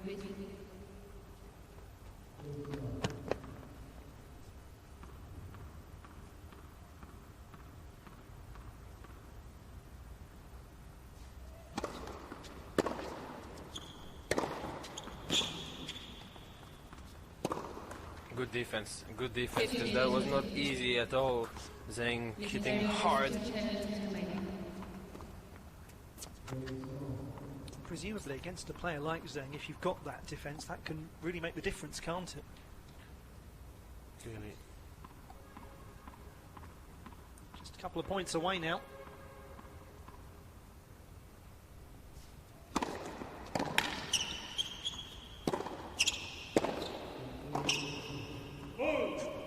Difficult to steer that volley, but again, we go back to the start of the rally, and Parry just defending that ball and getting back. Just getting back all the ball she can. That offers her 2 match points. So the opportunity now for Diane Parry to get her 9th victory in a row, and to have a 100% record in the group. Good stretch from Zheng, read it right. 30-14. Still got one more to save. But again, the return was not amazing, but it was just like really hard to play, like short, low. Zheng had really nice manage. She managed right this ball. Just finished with the volley. A chance now for Parry to attack a second serve on match point.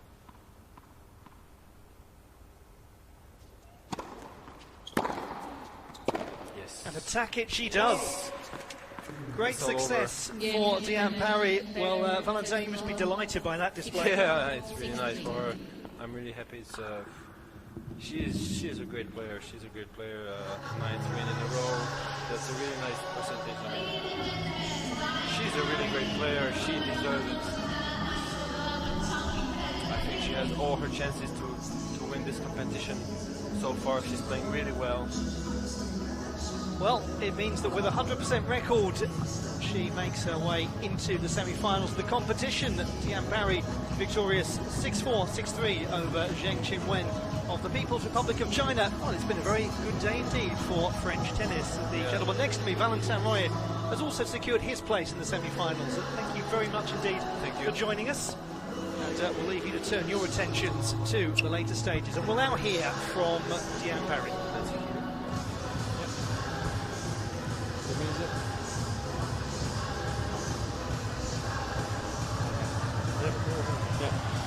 Dan, congratulations, semi-finals of the ITF Junior Finals. How does that feel?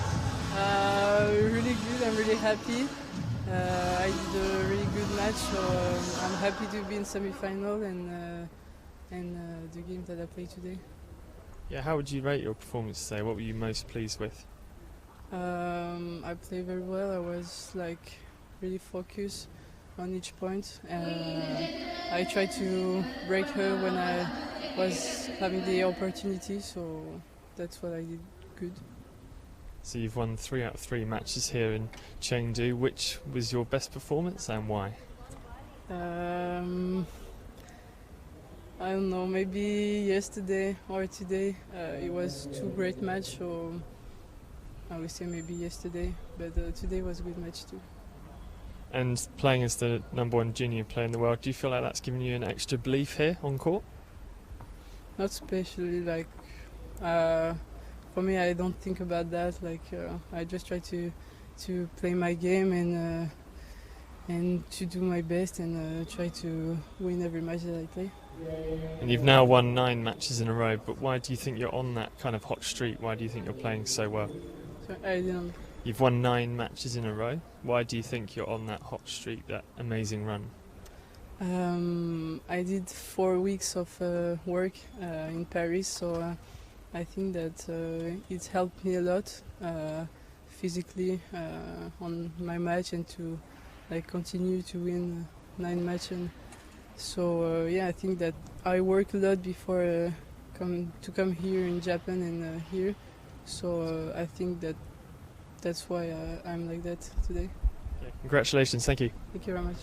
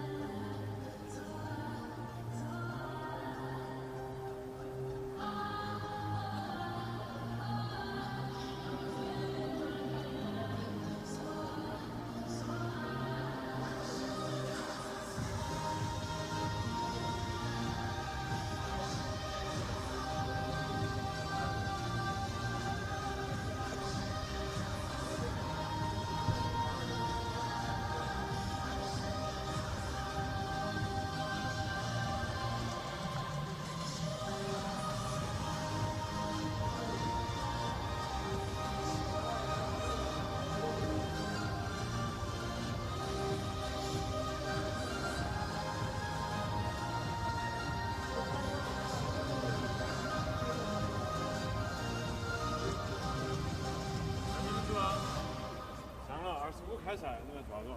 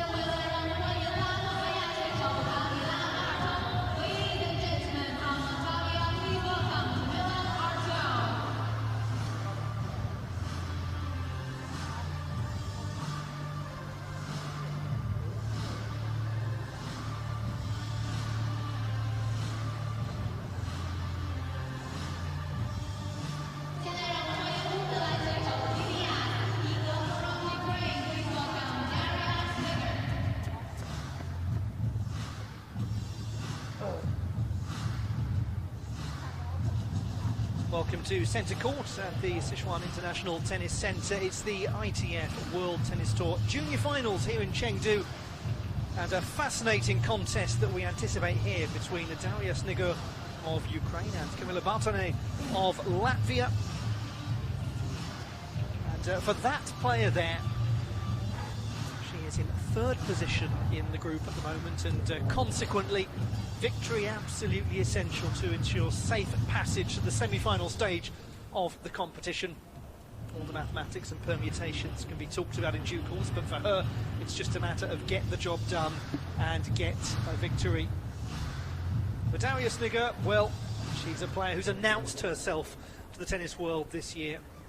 Currently ranked number 3 in the world, won the junior event at Wimbledon. She is just a player who is delighting and exciting on the junior tour, and indeed on the ITF circuit at senior level. She's won 3 competitions this year. Chair umpire to the toss of the coin. Or the emotion like this. So don't prepare for next shot if we'll be late. Okay. Okay. There's a hate, there's a tie. Head, fire.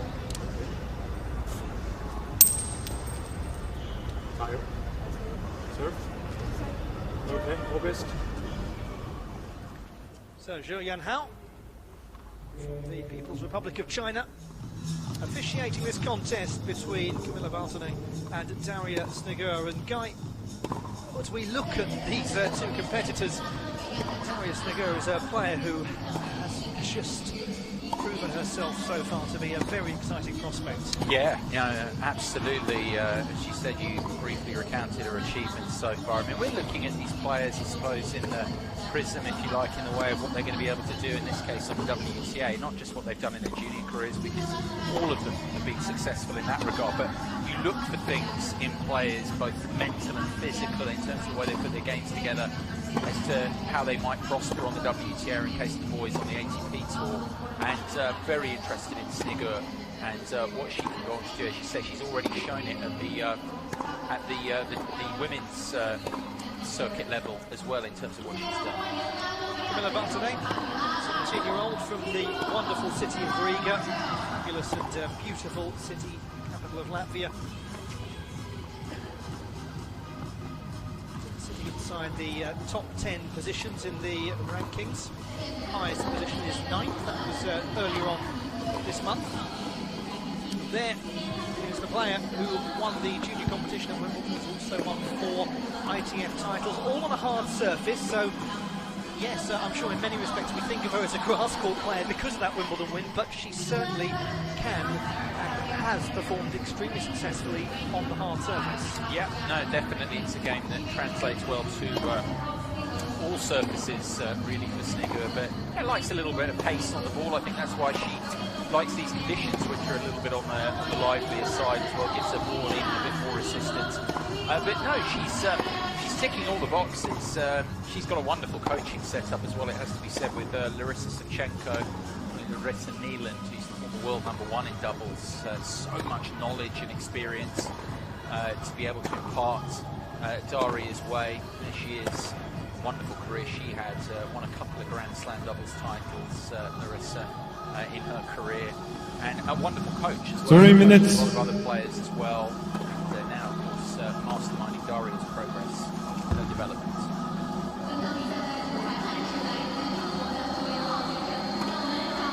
This is a contest in the Yang group, one of the 2 groups of 4 players in the junior girls competition. Yeah, it's similar, isn't it, to what we were looking at in Group Lee earlier on here, where you've got a player, Ollie, who's won both their matches so far in Snigur, and then you've got a couple of others. One involved here, Bartone and Elsa Giacomo as well, playing Oksana Selikhmeteva as well in another match where, again, we're looking at one win, 1 defeat. We're looking at those scenarios again, aren't we? Sets won and sets lost, and it's a similar thing again to say here. I mean, in Camilla's case, that she's got to focus on the job here. It's a tall order to take on Daria. 2 minutes. To try and beat her in the first place, and then look at what's gone on the other court. Well, I think the key point is the language you use. You said it's we're looking at that, and I think it's fun for us, isn't it? And it's fun for everybody watching at home to get the calculators out and start looking at games won. But yes, for Bartonet, it's all immaterial if she doesn't take the victory here. But certainly these are intriguing prospects in a round robin when you've got the top-ranked player in the group facing the third-ranked player, then knowing that 2 and 4 are doing battle elsewhere. And in this wonderful facility as well, the Sichuan International Tennis Centre, built in 2011. It's a fine, fine space.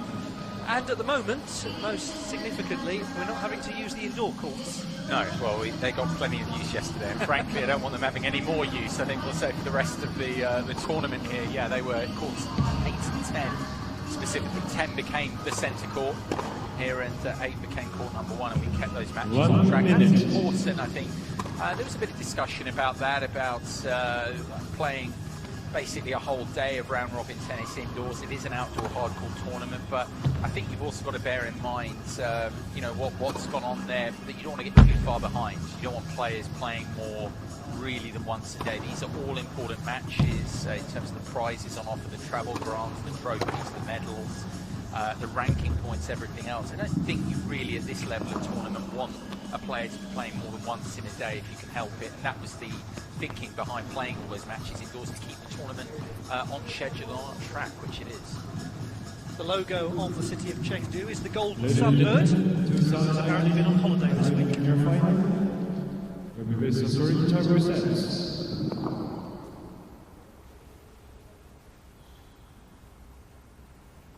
Miss Bartonet won the toss and chooses to serve.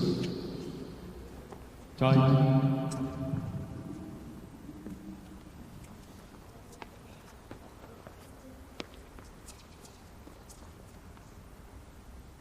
So it is time to begin this fascinating prospect here in the round-robin stage of the girls' competition.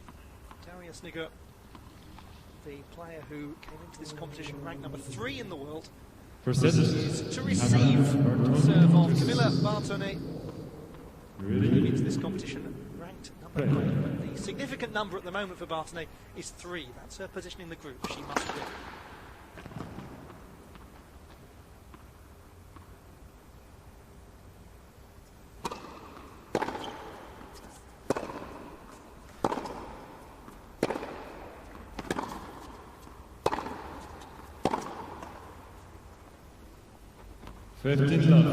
Nice way to begin, keeping Snigger moving around.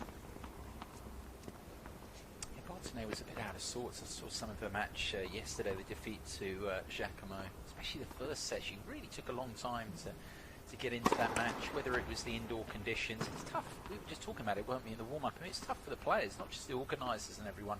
The players to go outdoors to in, back to outdoors. Just looking for the intensity of the start here, as you said, Ollie, for Bartonet. It's all on the line here. She's got to try and win this match. You know, nothing else will do in terms of trying to reach those semi-finals tomorrow, and really want a more intense start than she managed against Giacomo yesterday. Very languid style, Bartonet. Very laid back. Maybe that's sometimes people say, oh, she's not really that intense, not into this. That's her natural body language.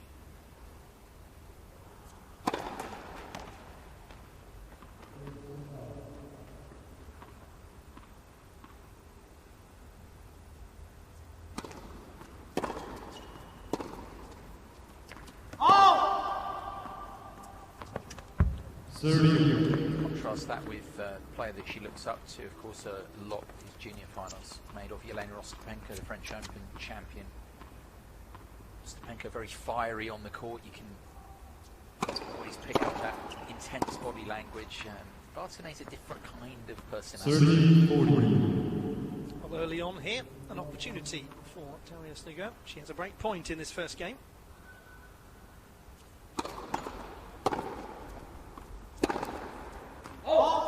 Really get anything like the sort of connection she was aiming for, and as a result, Darius Nigger has taken the break of serve right at the start.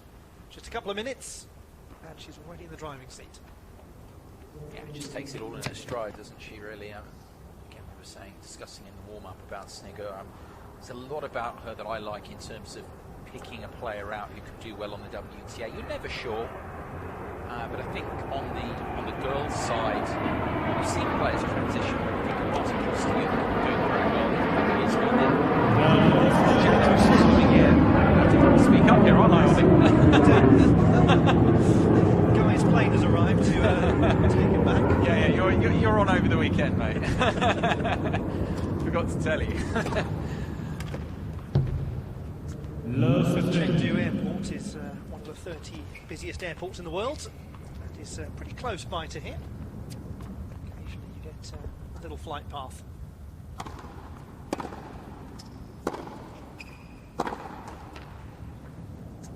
It's difficult really with players. Snigger ticks a lot of boxes. The concern for me with her transitioning forward into the pros is this serve. I feel this can be attacked. I think off the ground, very crafty player, good mover.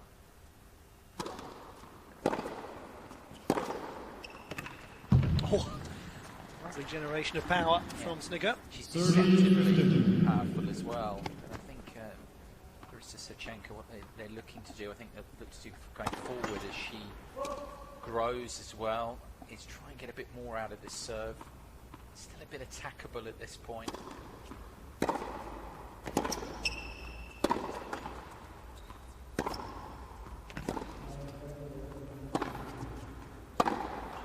What she's got is, Ollie, she's actually, you saw in that previous point, that winner, she's tough to read. Quite short take-backs, both sides, able to redirect quite easily. She's difficult to pick up. Takes that ball quite early.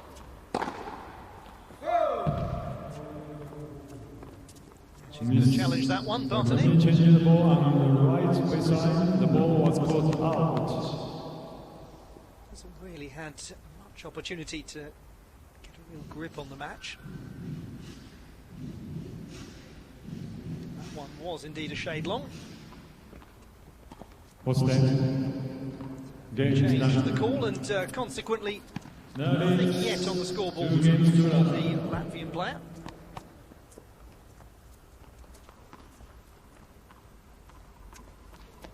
Comfortable start for Daria Snigger. She leads by 2 games to love.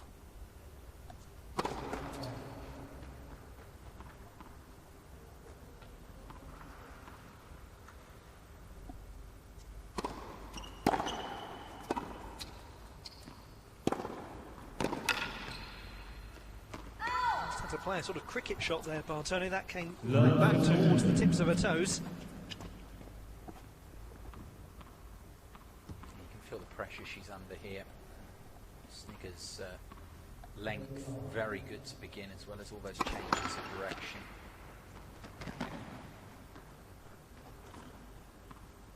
She's the better mover of the two. No doubt about that. No, sir. For me, this is a similar sort of start to the one that she made towards that first set. Very low percentage of first serves, not much off the ground from Bartoni so far.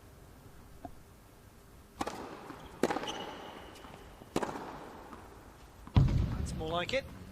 15 serve.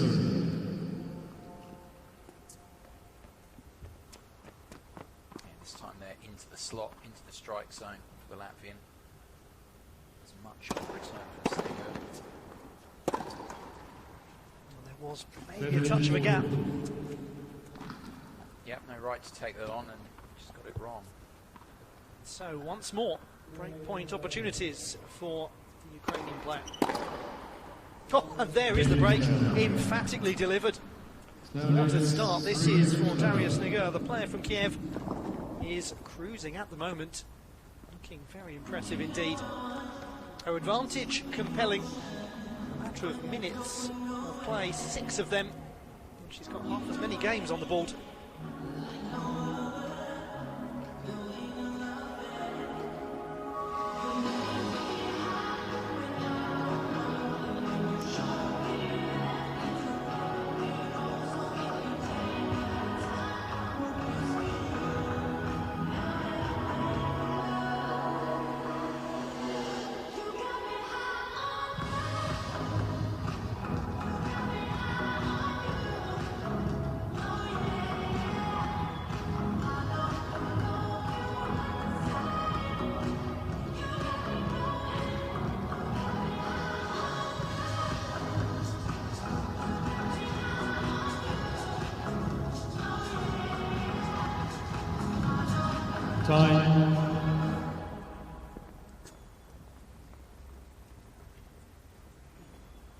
They say that the city of Chengdu was given its name, which is become a capital in Chinese, because apparently it takes 3 years, according to an ancient king of Zhao, to become a major city.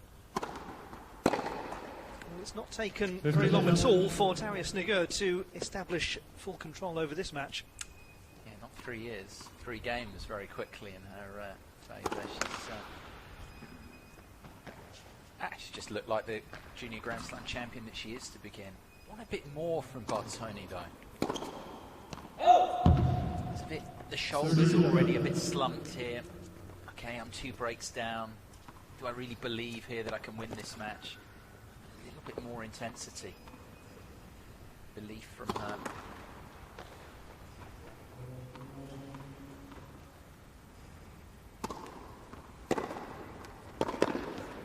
There is evidence of the sort of shot selection and power that she does have. Yeah, she's got it. Everyone knows that. She's a talented ball striker. But you've got to bring the intensity as well to the court. Somebody's got to forget that scoreboard at the moment. Just play, the old cliche, play a point on its merits. Just focus on the next point to come. Forget about the score here for a moment. I feel she's thinking about that score. Okay, I've been broken twice already. How am I going to get back in this set? Similar again, as I say, to how she started the match yesterday.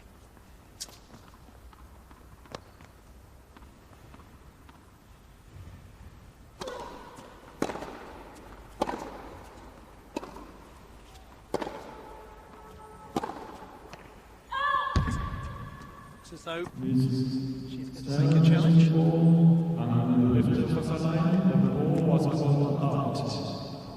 Is this more of a hopeful challenge than anything else from Bartoni?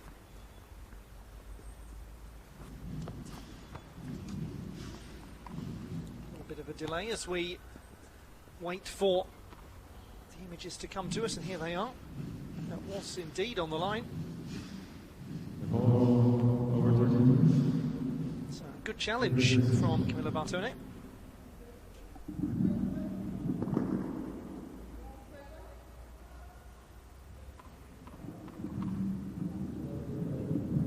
Snigger here wants to play a lap, wants the point to be replayed. She's asking Zhou Yan Hao. A little bit of a conference developing over this. Yeah, personally, I don't think that should be played as a lap. I mean, I don't see how the call's affected Snigger there. I think that's a winner. But they are going to.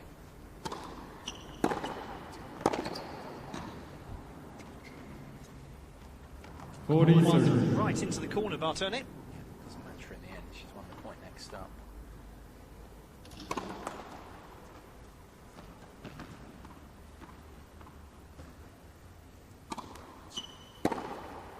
It certainly is an attackable second serve. Yeah, she's just not using. I think this is the area where Larissa Sachenko want to work. Just try and get the legs driving up a bit more. Get a bit more power from the lower body. At the moment, it's fine having a short ball toss, but abbreviated ball toss. But at the moment, it's just kind of send it up and strike it. There's not really a lot coming from the lower body, technically. As I'm sure Larissa's on that. Look to develop that because she's got so many other gifts in her game. Some of which we discussed already.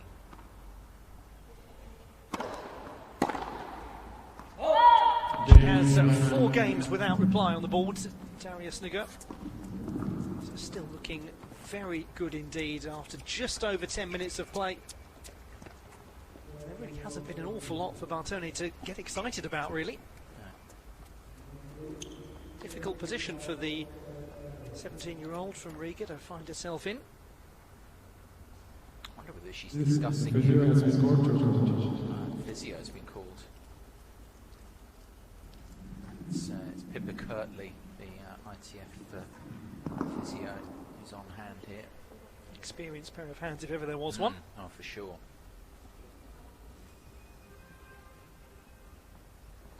Pippa's aware of everything that's going on, the relationship with the players. She'll be aware of if this is an issue beforehand. I would say Bartoni has just not looked totally with it to begin. She looks rather distressed here, Camilla Bartone. Yeah. And he said you had to call me. Okay. You don't have to, that's fine. You do WTA, you're quite right. Okay. So, speak again. I want to retire from the match.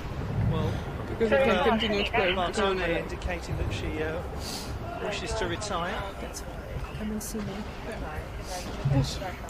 What lovely stewardship by the physio there. Yeah, well, she's saying, you know, because this is all about developing players for the Pro Tour, but still, it's really sad because, you know, they work so hard to get here, the players she wants to play.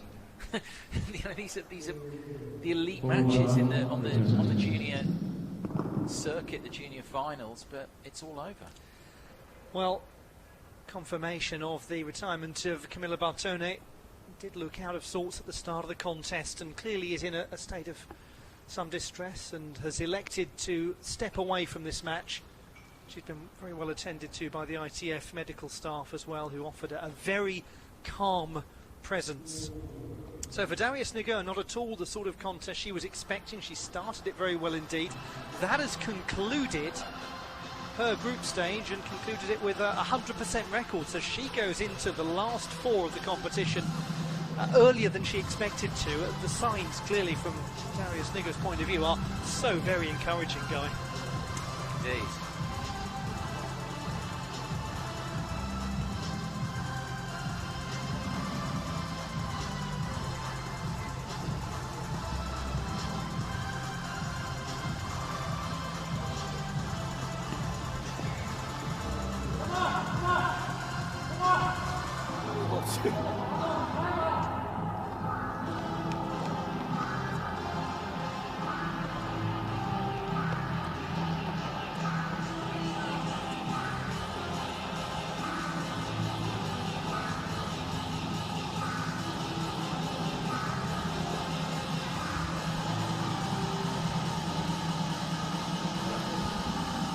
Congratulations. Obviously not the way you want to go through to the semi-finals, but how does it feel to get through to the semi-finals here? I feel not so good now because Camilla is retired now. You saw it. For me it's very important because it's my friend and it's not a match, I think. Yes, I want to play semi-final, but I want to play this match. Obviously we wish Camilla well, but how do you rate your performance over the last 3 days? You put in some great matches. Of course I played very good yesterday and I want to play today normal match, but now I feel good. And as you are unbeaten here, obviously today doesn't really count, but the first two matches, what do you think has been working so well in your game? I played just my game because it's 8 top players, you know, it's all girls play very good, but I play match by match, of course. And you obviously don't know your semi-final opponent yet, but what would be important for you in your preparation and stepping onto court tomorrow? For me, it doesn't matter. I want to play semi-final. I don't think about central court and semi-final. I want to play match by match. Yeah, good luck.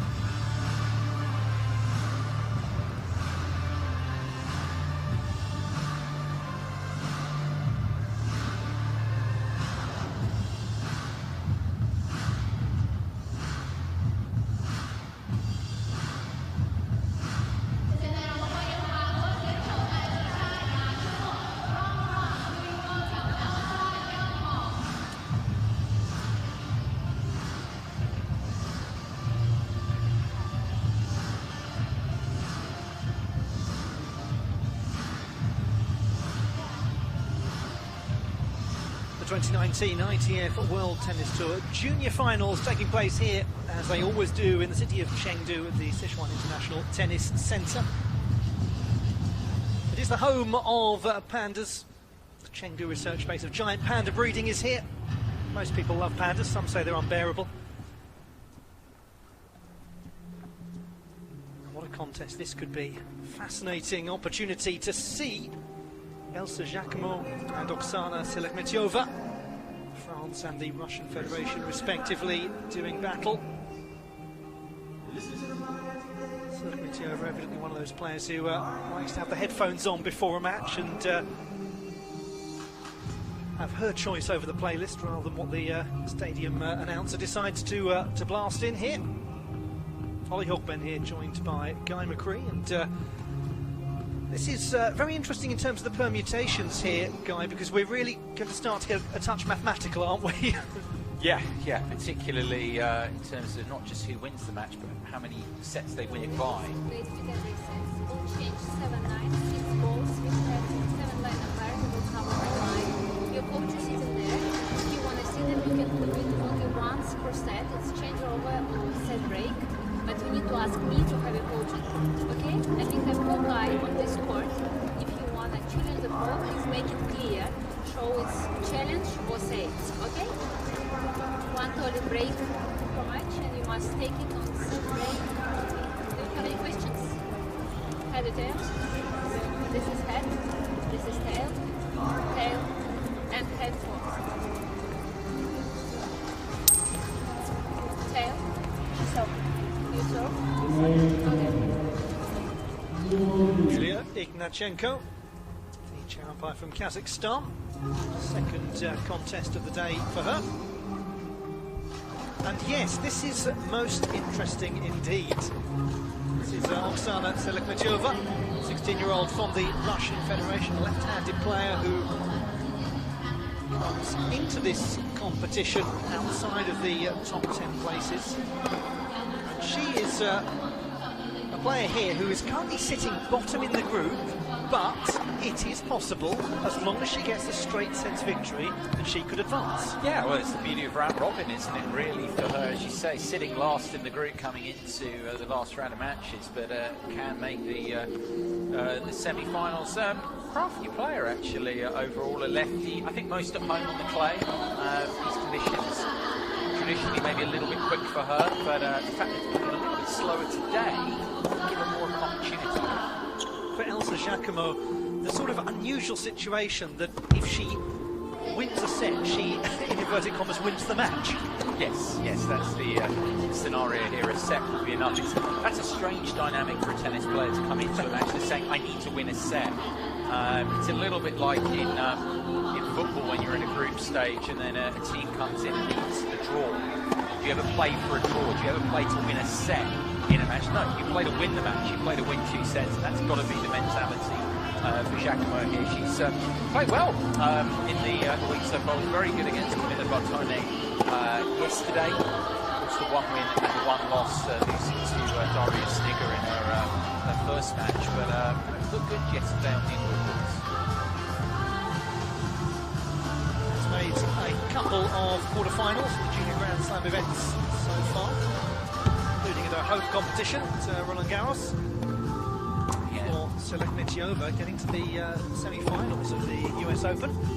Yeah, her best result of the season. Giacomo's won a couple of Grade 1, J1 events, level events, the 10-year Canadian event, which is just around the US Open. That's a very tough event to win. She won that one, and she also won Billy Sumer as well on the clay earlier on in the year. So these achievements, winning the big events, we expect the top 8 here to have won most of those events. Otherwise, they wouldn't be here. They wouldn't have qualified off the road to Chengdu. Of course, that year-long points race is pretty brutal.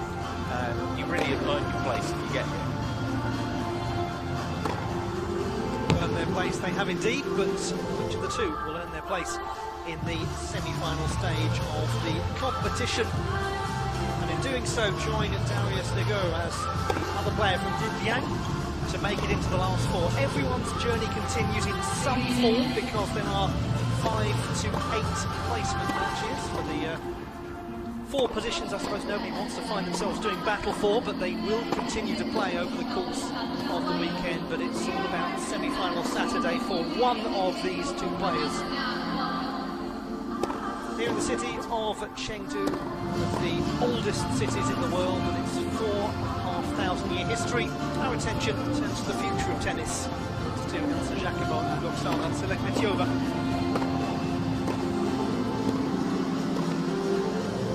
Yeah, again, the big thing, a lot of the talk in the locker room, talking to the boys and girls involved who said it a lot already, but conditions are a big thing.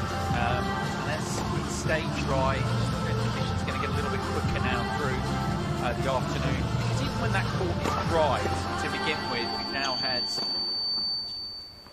issues with the sound there, I think, the microphones, but hence the pause. But no, it's starting to quicken up now. Things are lively, of course. A lot of discussion around this. We had Valentin Royer on the commentary earlier. He likes the quicker conditions. He was comparing it, I know, on the first day, a little bit more to an American hardcourt, the lively conditions where he did well personally, reached the quarterfinals.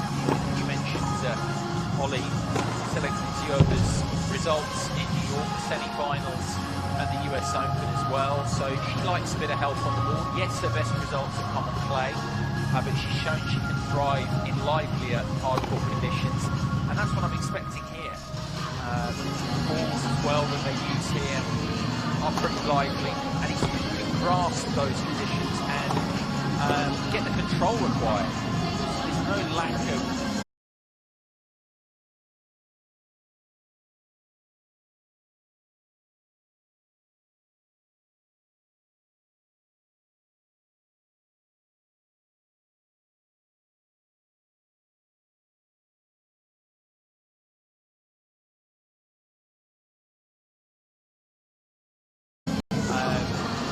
help for your ball strike on their rally.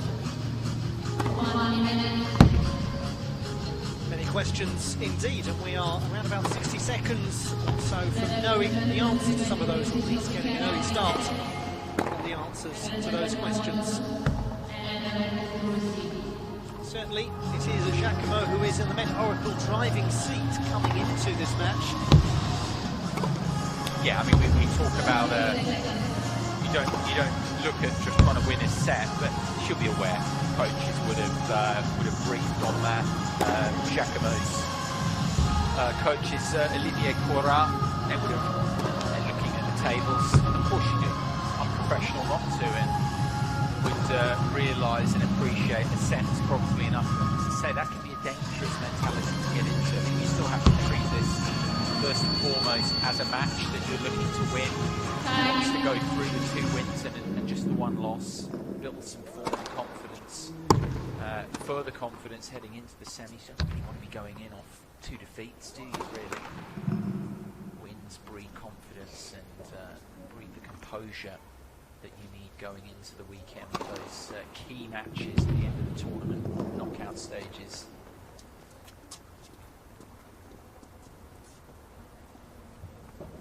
So a crucial contest in Group Liang is not too far away from getting underway here in the Sichuan International Tennis Centre. 5th time that this competition has taken place. It's used the round-robin format for the last couple of years.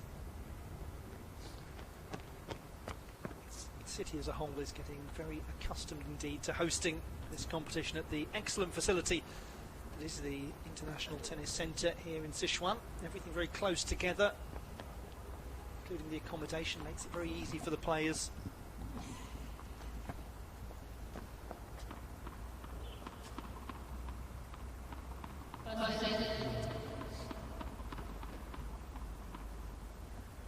So we are to begin.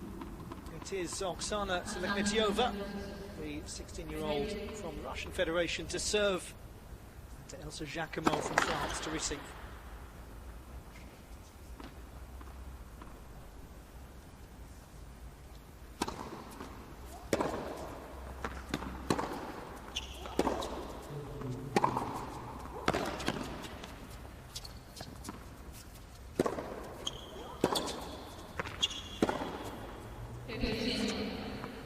Impressive power early on. Yeah, patient play from both of them. Really going to feel out the conditions, of course. Able to get on top of the bounce there, Selekmetiova. That shorter ball from Giacomo.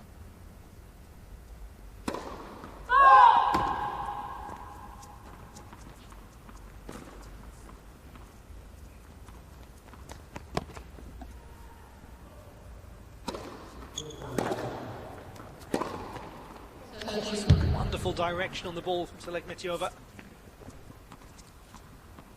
She's good at seizing an early opportunity. What she does well, I think, on from her point of view, hopefully see more, as you saw there through the course of this match, is she's good at adapting her game for the hard courts. From how you see her play on a clay court, takes the ball slightly earlier here on the hard courts. It's got that short take back, but I'd say she even makes it a bit more compact on a hard court. So when we see her on the clay, where she's got a bit more time to wind up, to set up, she makes those adjustments well.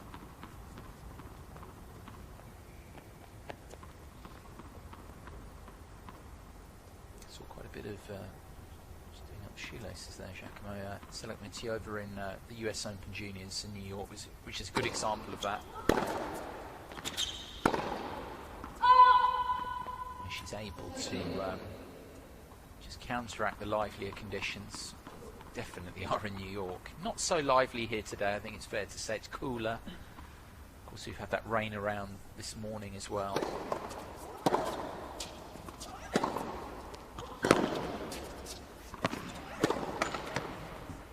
You get that freshness in the air, Ollie, don't you? That's the thing.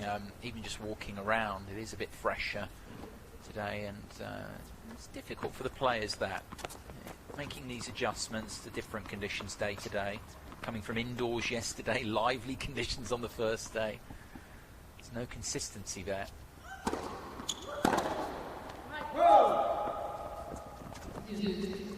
Maybe there the round robin is a touch advantageous. It does give people a second bite of the cherry, or even in the case of Selekmetiova, potentially a third bite of the cherry.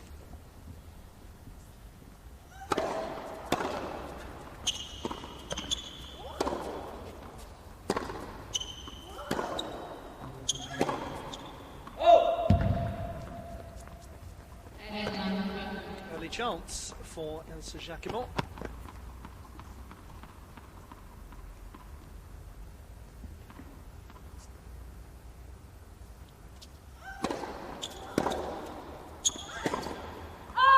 Chance that she has taken.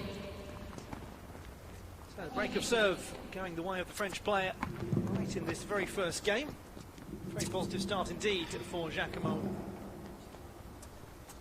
Yeah, just as that game wore on, Selekmetiova struggling with the conditions a bit more, talking about controlling the ball, controlling the rallies, which, whatever the conditions, that's what you've got to do. But it's tricky here, because it's coming through not as quickly as it did on day one, as we were saying. And indoors, naturally, the ball comes through a bit truer anyway. You take the conditions out of the equation there, but the conditions are a factor here. It's fresher.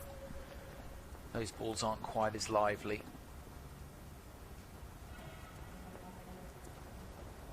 Even from when they would have been hitting, had a chance to hit, they would have been hitting indoors earlier on. Very different conditions to these here now, out on this centre court. So it takes a little while to get used to that, make the adjustments. I think we saw that from Selekmetiova in that first service game.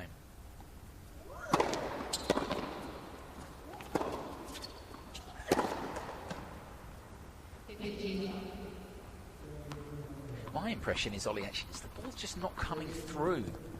Matches we've commentated already here today, the ball's just not coming through as the players quite are expecting. It's holding.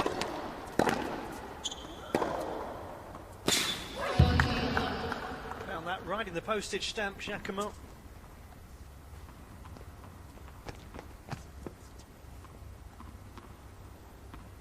Really nicely placed.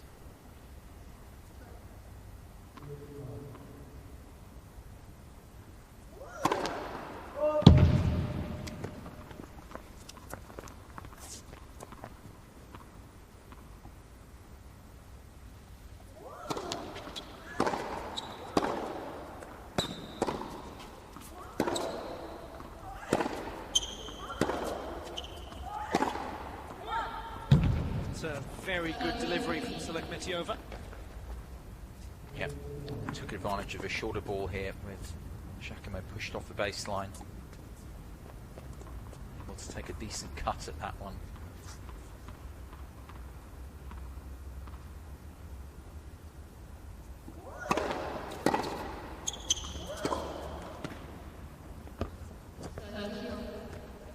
Couple of stronger points from the Russian player.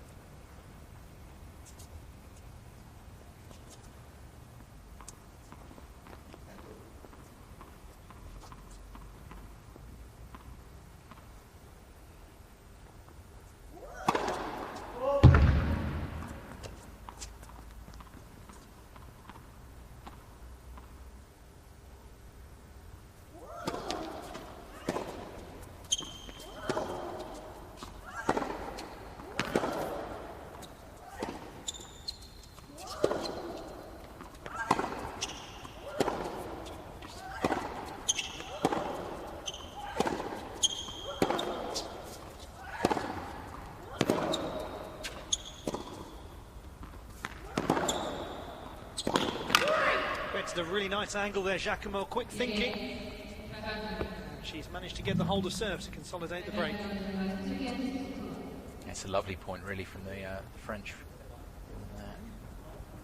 Again, you can see just at the end here pushing Selekmetiova out of position, just clutching her right ankle there at the end, whether she jarred that on impact there, trying to stretch out to that wide ball on the forehand side. The physio on there, I think, at the sit down, see if she can run it off. Definitely jarred that ankle a bit more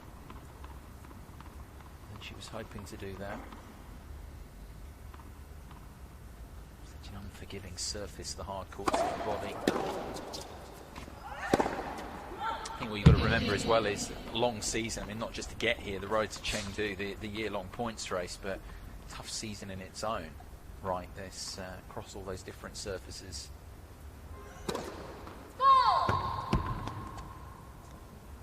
Only natural, I think, for the body to be feeling a bit beaten up by this point in the year.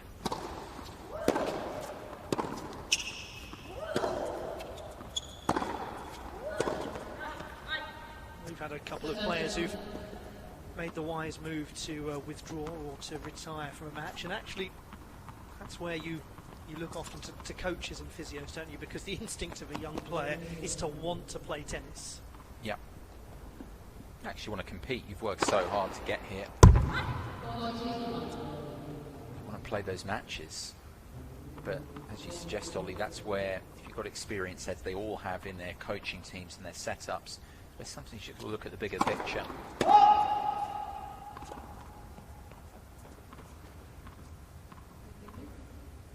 The fact is, if you're not healthy, you're not going to be picking up any points or trophies going forward. So,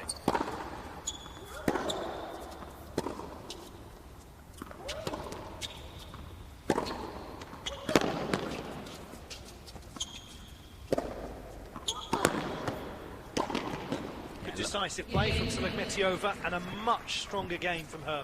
Yeah, love that point. Getting forward, total control of it. Russian using the big forehand and following it in. Straightforward volley on that move forward because she made the move early to cut the angle off. Good play.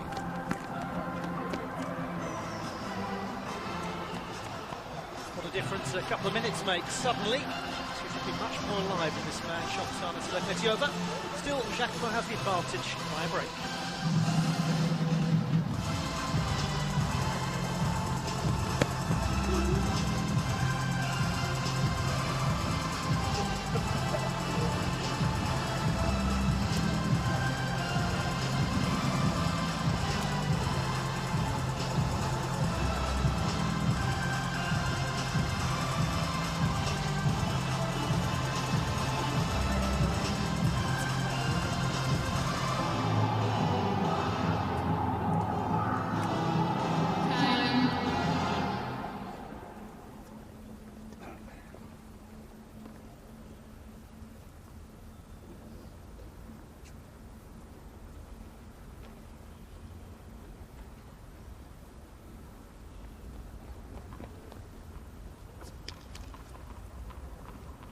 Still with the advantage of a break of serve, Elsa Jacquemot. Just one set for her would secure safe passage to the last four.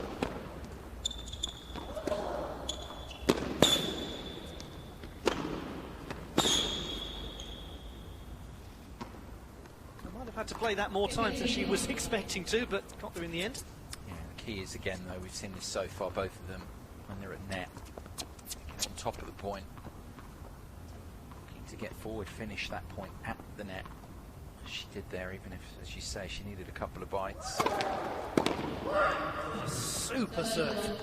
Really connected well with that out wide. Interesting to see the speed gun on that if we had it. Excellent purchase through the contact point there from Jacquemot.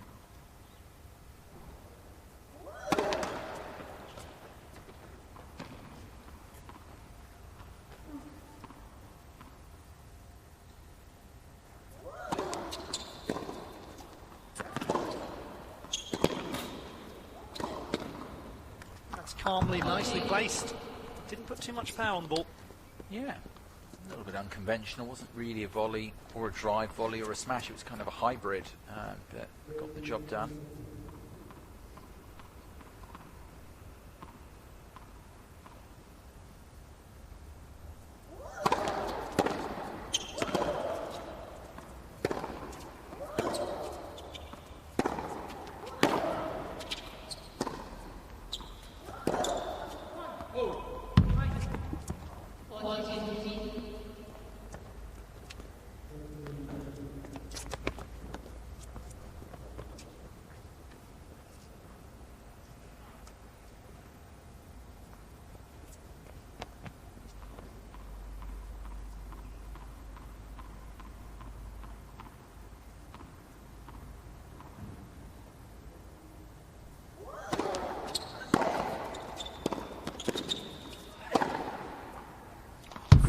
Power again from Telekmetiova. She's got it. It's just being able to apply it consistently there. Little bunted slice from Jacquemot, just sitting in the middle of the court, not much on it. Not enough slice.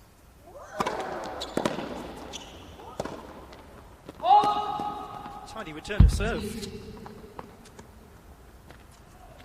Unlucky with the cord as well, the touch of it there seemed to upset Jacquemot's rhythm. Quickly back here from 40 love to Gius.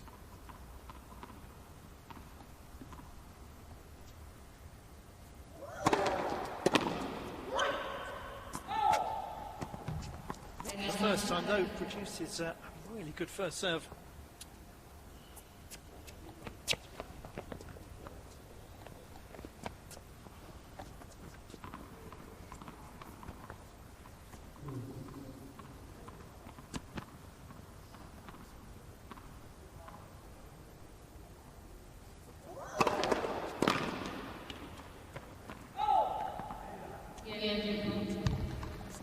A little interruption there for Jacquemot, but she manages to get the hold of serve nonetheless. Still has that one break advantage. 3-1 here after 15 minutes.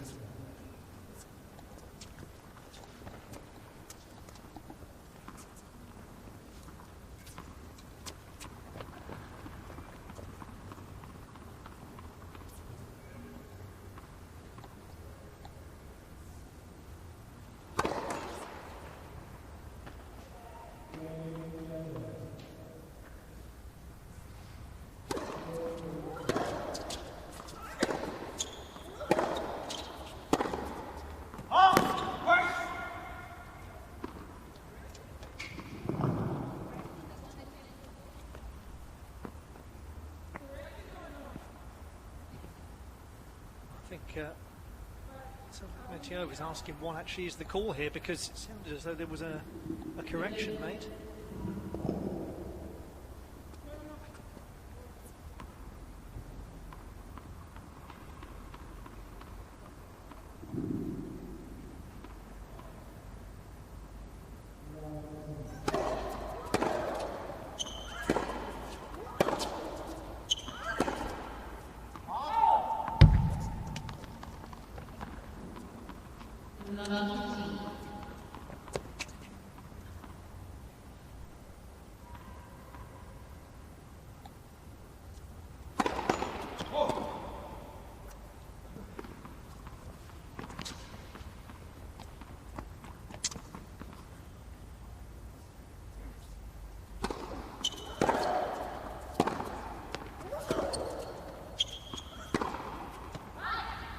Nicely controlled, very nicely controlled.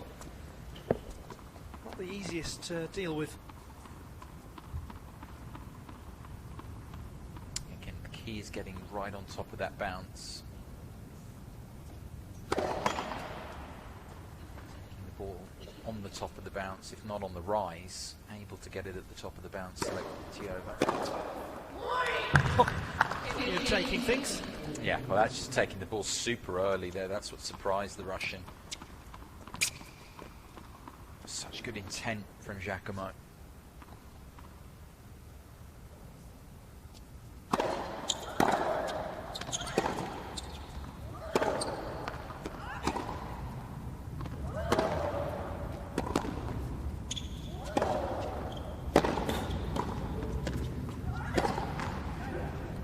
That point with such authority, Giacomo. He even handled the volley there where she couldn't quite get in the right place, took it off her chest well. She's very good at minimising risk, Giacomo. These awkward balls, just concentrates on doing the first thing, not trying to do too much, just keep the ball in play, put the pressure on the opponent.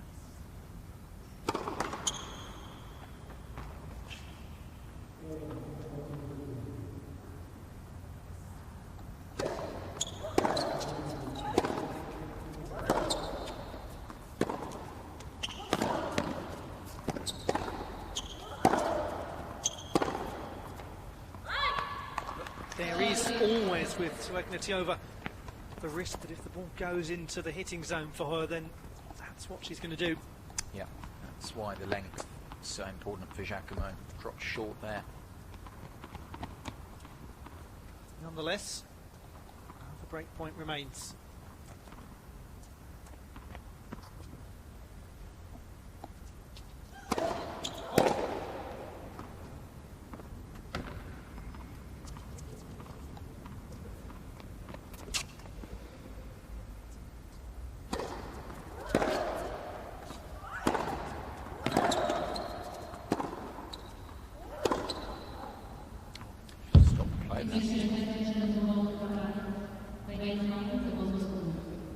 Got to get this right, otherwise it's a break. It's a big decision, isn't it, to stop this early? Yeah, it's risky. It's got to be confident, feeling confident, Seleknetiova. Amazing how many times it goes against you when you decide to stop the play. It was not even close as well. It's well on the line. And what it means is that Elsa Giacomo has now got the double break. After less than 20 minutes, she's in full control of this set, and she only needs this set to secure safe passage to the semi-finals.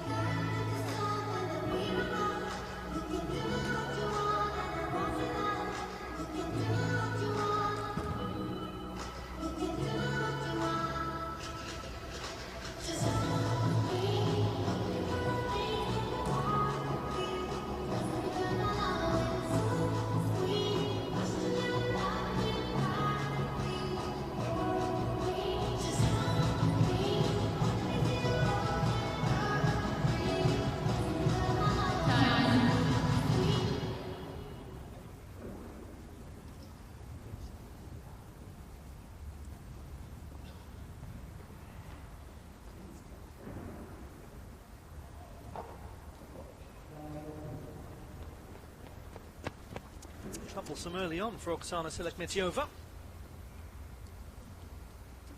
Hasn't got an awful lot of time to turn this around against Elsa Giacomo, and that is because of the peculiarity of the round-robin situation. Giacomo just needs a single set to guarantee her place in the next stage of the competition. That's due to the mathematics of the separation criteria.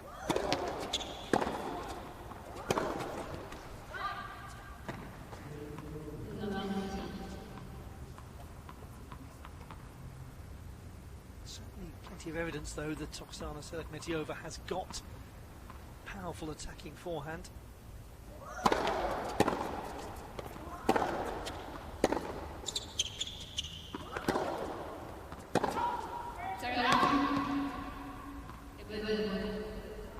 No correction coming in there. I actually think the scoreline's a little bit false at the moment, a bit harsh on Selekmetiova on what we've seen in the first 20 minutes, Ollie. I think 4-1.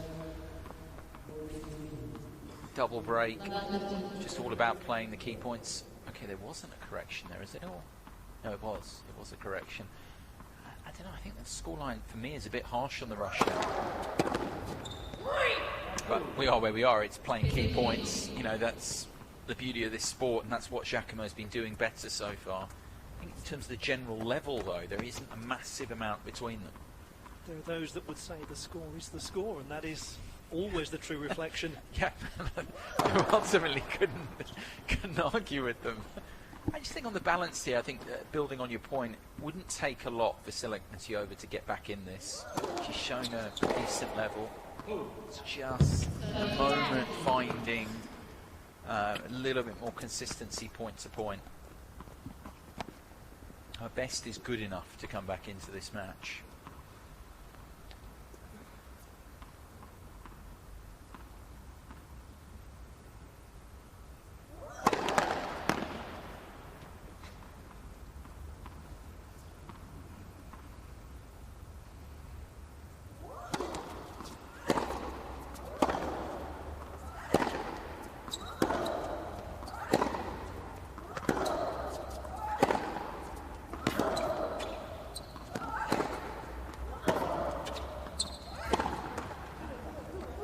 Been a very positive day thus far for French tennis here in Chengdu, and it is continuing that way.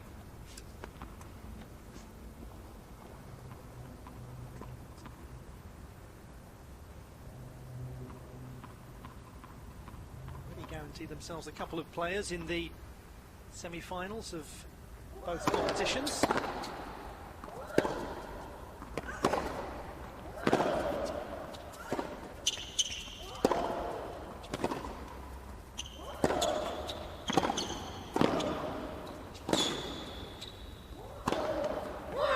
Oh, she's got it. Well, Giacomo with real control demonstrated at the net there. But the first volley deep into the corner looked like it was enough. She then had to play a second point and did it very well. Yeah, a real composure. I love the little couple of adjustment steps back as well to get in the right place to play the smash from Giacomo. A sign of how clearly she's thinking out there on the court. Concentrated on her footwork there.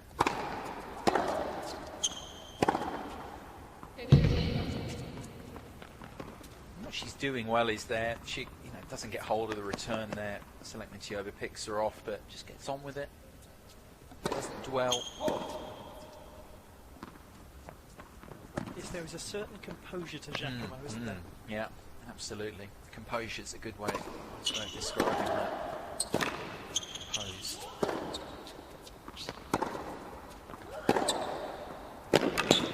Someone as well, accurate. Yeah, I think as well, Ollie, she's someone who understands the game very well. I mean, I keep coming back to that about players.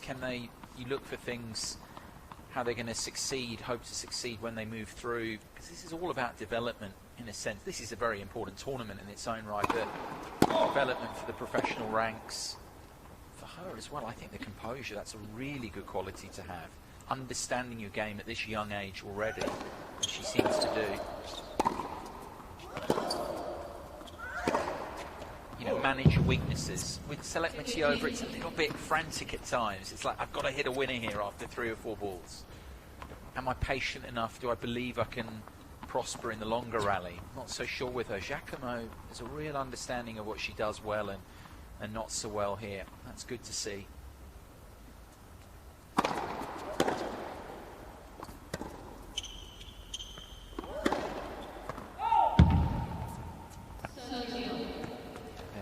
Gesture there, just didn't get over the top of the bounce. Not enough brush. But again, she seems to be thinking out there, even when she's making an error, Giacomo. It's using it in a positive way, trying to develop for next time.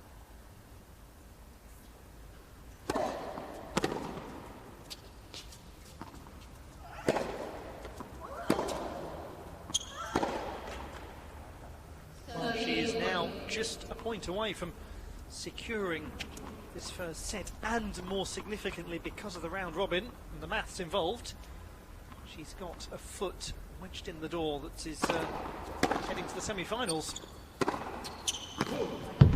And there it is. What a set that is from Elsa Giacomo. 6 games to 1. Looking thoroughly in control, looking a very accomplished and intelligent player. And also looking at the latter stages of the competition now. So Elsa Giacomo in 27 minutes winning that first set, 6 games to 1. In the end, she just raced away.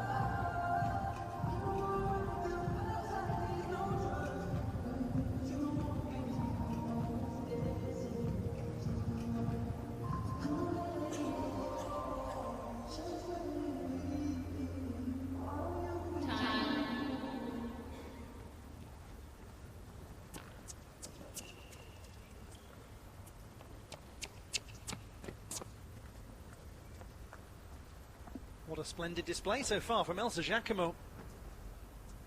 6 games to 1, taking the first set against Oksana Selekmetiova.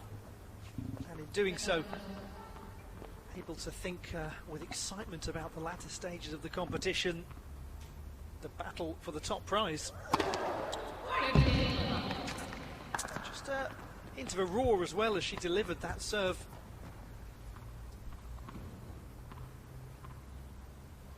A real authority to her. A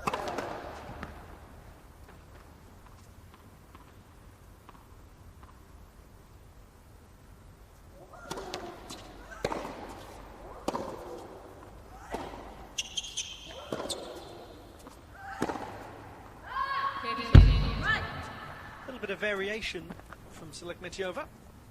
Yeah, a lot of the damage has come through the forehand side in that first set, her best moments, but they're able to get good rotation through the upper body, through that contact point, generating the power for the winner.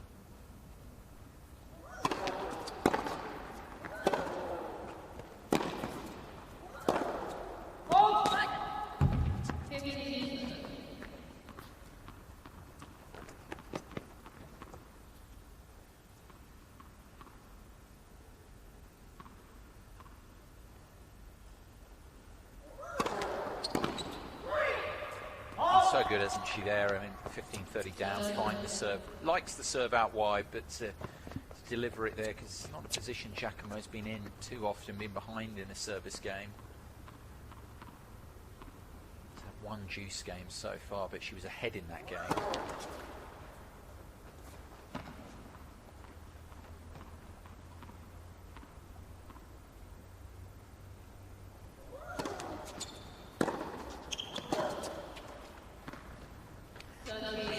both on the return. Selekmetiova. First break point here for the Russian.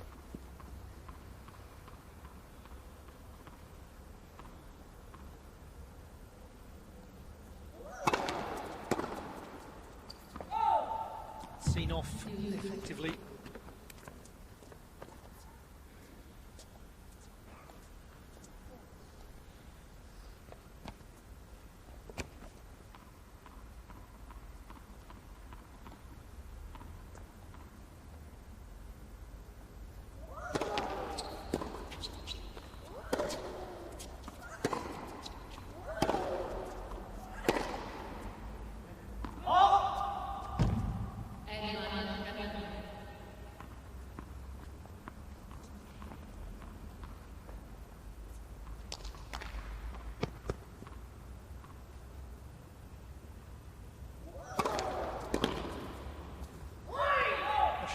Too many enormously high-pressure moments in the match, Elsa Giacomo, but she passed that one with flying colours. Yeah, again, it's that word composure that we were talking about there. 15-30 down, then 30-40 down, finds first serves. Just producing her best tennis when she needs it. Perhaps her reaction upon winning that point, just showing the awareness that she knows that was potentially a big moment. Well, she's not thinking like, okay, I've won a set, I'm through to the semi-finals. She wants to go on, win the match. Why not? Because that's the way these players think. That's why it's funny hearing from a few of them who lost their first round robin match, and they said, but it's a bit of a funny mentality, because normally you're gone. You're thinking about the next event, packing, leaving the venue. We talked a lot about how the round robin gives you another chance. Equally here, Giacomo's got her set in the bank, but she's thinking as players often do, naturally do. Try and win the match. Clearly he's got a great chance of doing that now.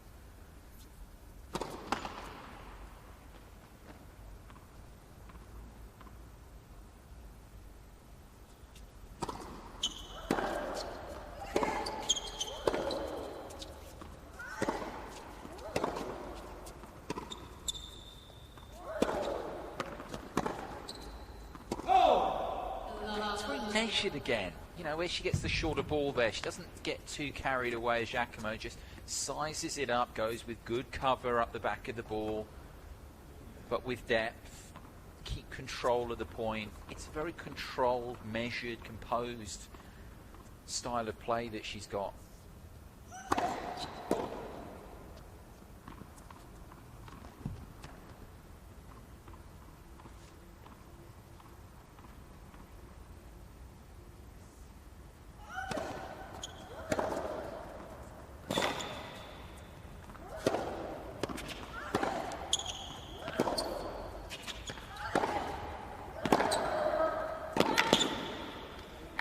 It is so controlled and measured and composed that one can almost fail to notice that she's racing through this match, actually. And she's able to turn on the pace very quickly, inject some power. She teased Selekmetiova there to give us some pace. And just redirected it. It was a super point again.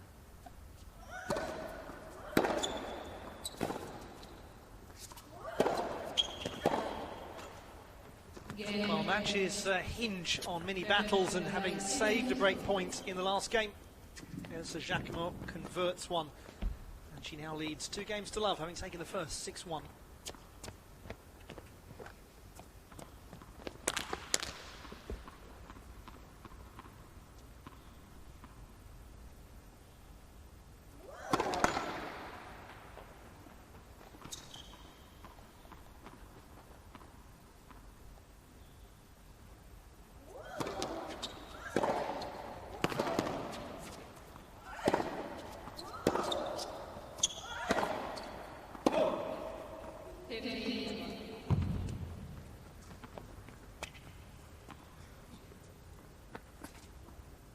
Touch of consternation now for Selekmetiova.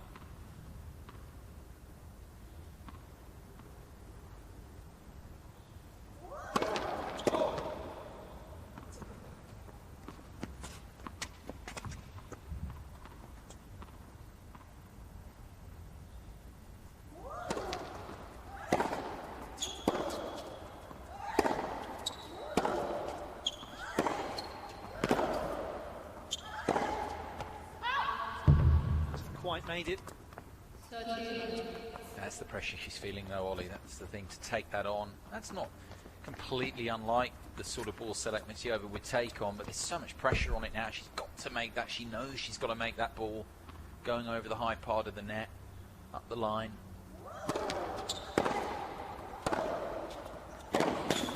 Just had her running so much, Giacomo. It's only going one way at the moment. She's just feeling more and more pressure, not being able to play too many of these points on her terms.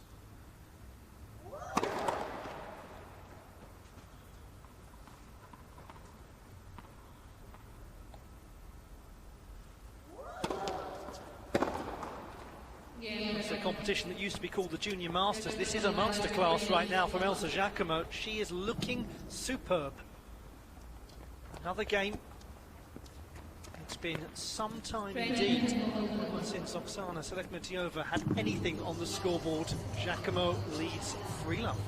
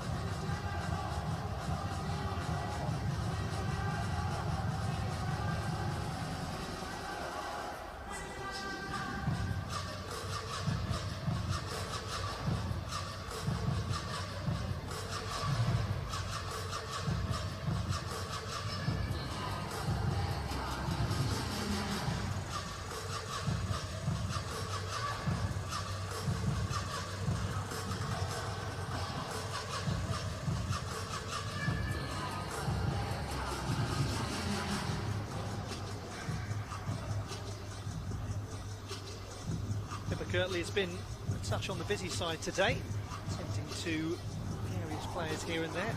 Hugely experienced physio for the ITF, and she's now having a look at Oksana Selekmetiova.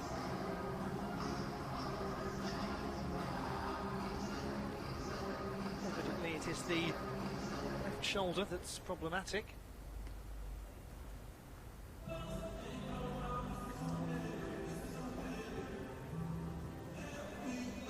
It's always worth reflecting on the fact that it has been a long season. We're at the conclusion of this season for these young players.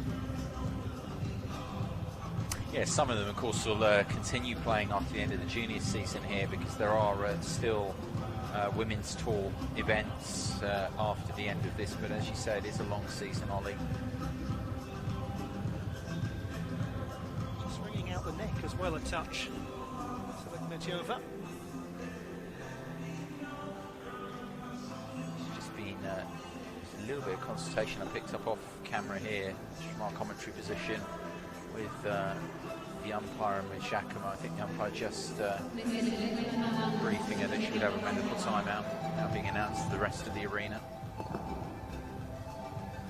So 3 minutes to follow.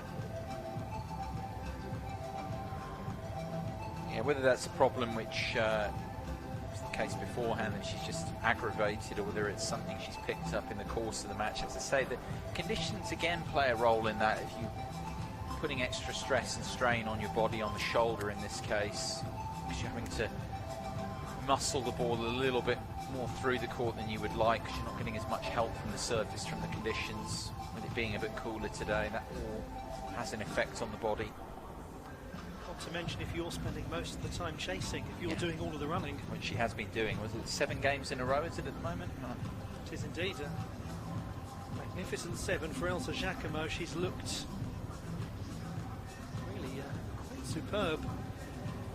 And we talked earlier on about what Oksana Selekhmetova is capable of as a player. She has been given precious little opportunity to display that in this match, and that is a credit to Giacomo. That's what we should be talking about. Yeah, no, she just hasn't been able to feel totally comfortable in the rallies often enough. Selekhmetova, we've seen some moments, few winners, but Giacomo has played, as we've been saying, such a composed match, playing it on her terms. When a few moments, a couple of moments really, that's all on serve where she's had trouble. The break point she saved at the start of the second set here, finds the first serve. No, she's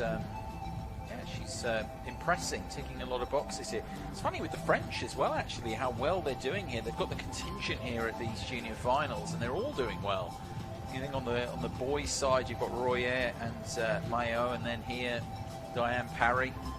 On the girls' side, alongside Elsa Giacomo, all doing nicely this week. And okay, this isn't a team competition, but you do wonder, don't you, if that feeds itself? You can wonder, Ollie. I think actually it is the case. I mean, we're privileged, of course. We eat and everything. We're around the players, the way this is set up, and I mean, even in the dinner room, the French team are together. They're trying to foster, if you like, that Junior Davis Cup, Junior Fed Cup vibe, and I think it's helping them. You know, why not? Why not? If you've got the players you've qualified, bring them all together and encourage them to produce their best in each situation, and that's what we're seeing from all of the players involved, and the team as well behind them, all the coaches. Yeah, they've got that team build, that team dynamic together, and it seems to be working for them individually. Well, I had Valentin Royer sitting alongside me for the second set of the Diane Parry match, and he was living every single shot of that match. Yeah. Such is the camaraderie. Yes, exactly so. Well, it looks as though, for the time being, Oksana Selekhmetova is feeling a touch rejuvenated, courtesy of the excellent work of Pippa Kirtley. Yulia Ignachenko calls to a conclusion the medical timeout. So we resume. But for how much longer? That's the question.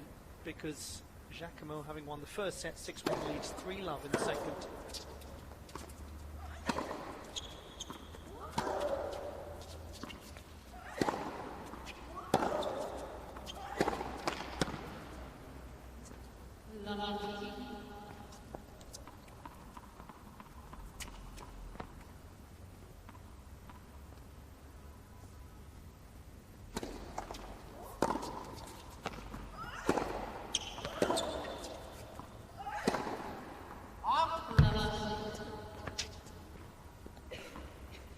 Moment, she's dealing with everything that's being thrown at her. Yeah, she's still feeling discomfort in that shoulder. Of course, has had the treatment in the sit down, the medical timeout. Not really feeling any better, is she? I mean, it's coming under focus, obviously, in the service game as well, reaching up, putting all that pressure on the shoulder area.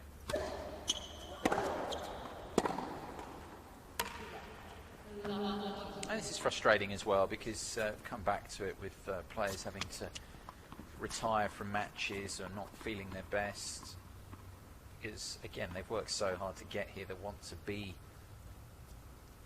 able to give their best, and when you're not able to for those reasons, it's so frustrating, so disappointing.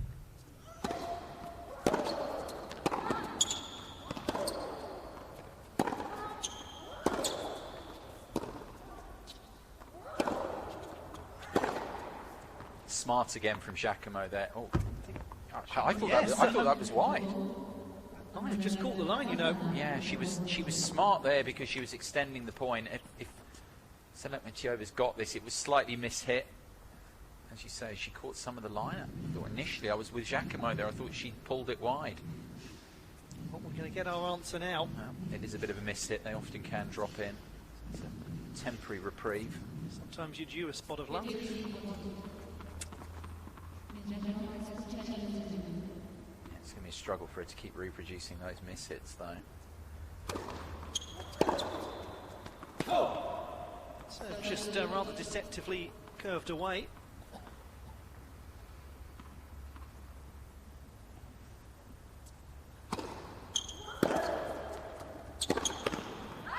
This is good play from Selegmachova. 3 important points, one after t'other, and maybe just something to give her a touch of levity. You go back to the miss hit winner on the first of the break points. Matches have turned on moments like that, haven't they, over the years? Yep. This would be a massive turn if it can happen.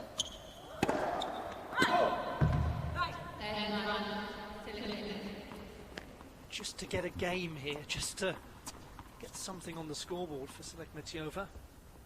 First in 8.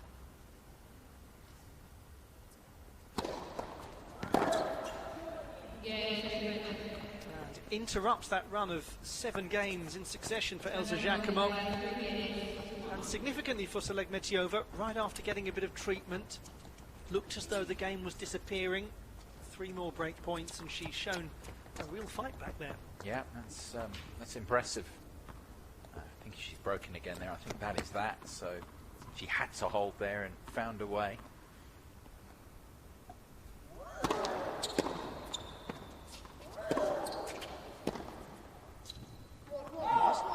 Just keep Giacomo honest here. Knows there's still a bit of work to do.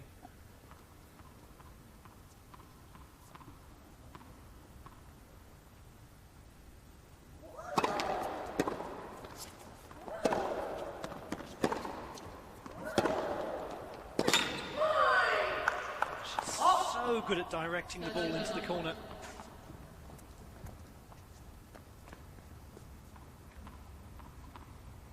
That's lovely technique.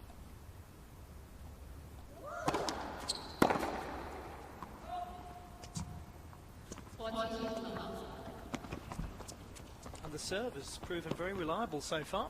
Yep. Still good percentage and good areas with it. She's hitting.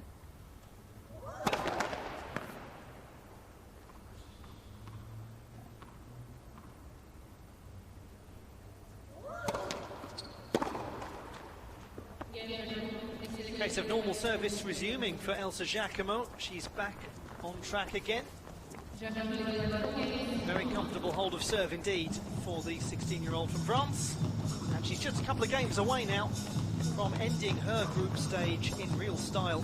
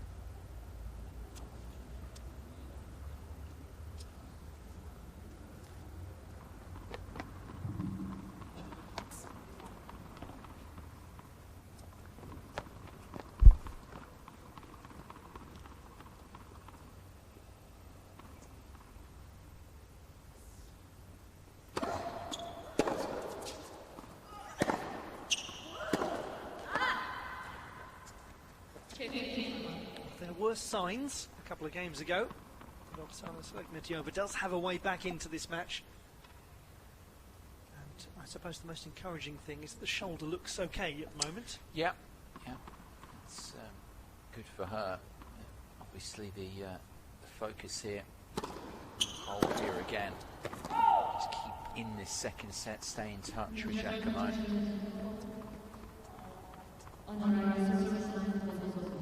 Giacomo is electing to use a challenge.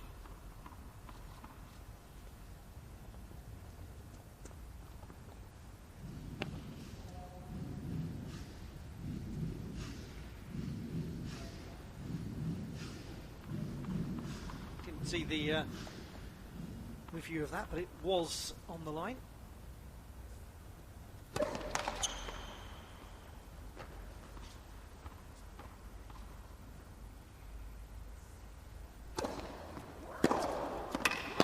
Well, didn't waste that opportunity. Sure.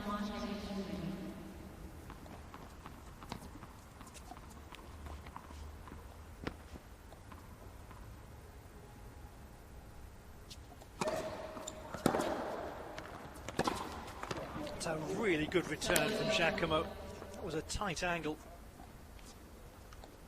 Yeah, one of the many things that she's done well, she's returned well to good areas of the court. She's got Selekmetiova on the stretch regularly here.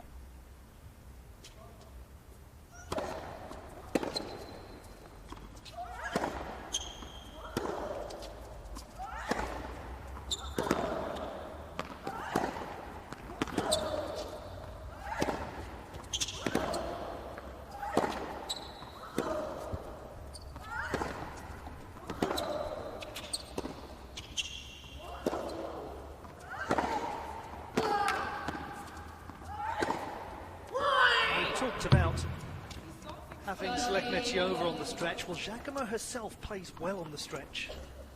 Yeah, oh, because that was hit a lot flatter, and she's done so well there just to get the ball back into play.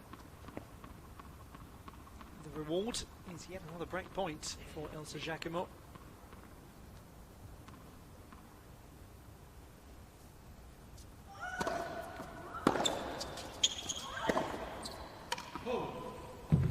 She's very nearly there, just a game away for the French player, and she is not a prospect that anyone would enjoy the thought of facing in the semi-final stage.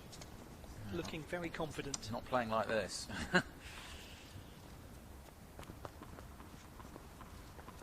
Even you look at it, the Love 40 game where she had the chance for a double break, hasn't dwelt on that at all. Just focused again, job in hand. Getting ahead of herself here. She makes light of difficult moments as well. Just earlier on in that rally, there was a ball that was really tough to pick up off the baseline and handled it.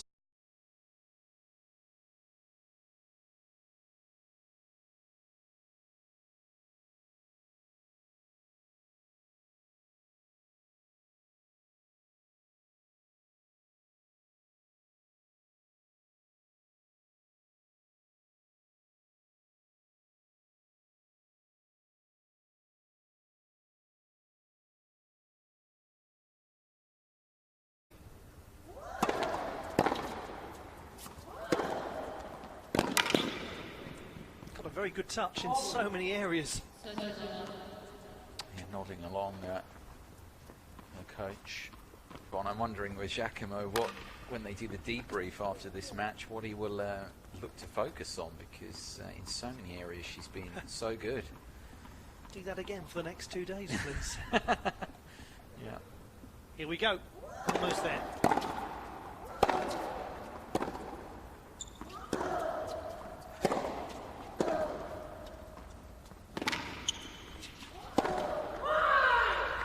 Fait accompli, as they say where she's from. Elsa Giacomo with a marvellous display. I'm surprised that he's smiling about that. And she will feel utterly emboldened now moving into the semi-final stage of the competition. She needed just a set to guarantee that. A set was just the start of it. 6-1, 6-1. Elsa Giacomo defeats Oksana Selekmetiova and moves to the semi-final.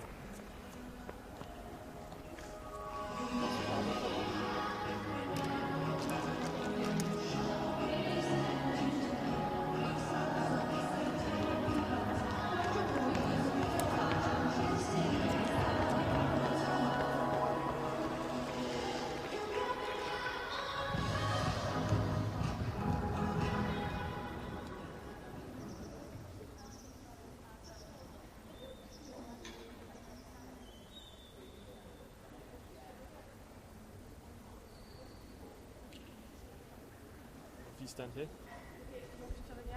Yeah. Shall I hold the microphone? Yeah.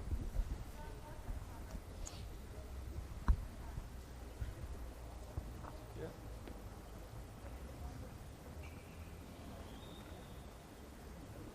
Elsa, congratulations. How does it feel to make the semi-finals of the ITF Junior Finals?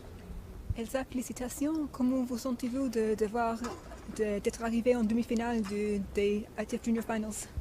Je suis super contente, c'est incroyable. En plus, je suis la plus jeune, d'avoir gagné contre avec Meteva maintenant, 6-1-6-1, c'est super bien pour moi. Je suis trop contente là. I'm really, really happy, especially because I'm the youngest here, so I'm just really pleased. And the way you played today in your matches here in Chengdu, you must be very confident ahead of the semi-finals. La façon dont vous avez joué les matchs cette semaine, vous devez avoir plein de confiance pour les demi-finales.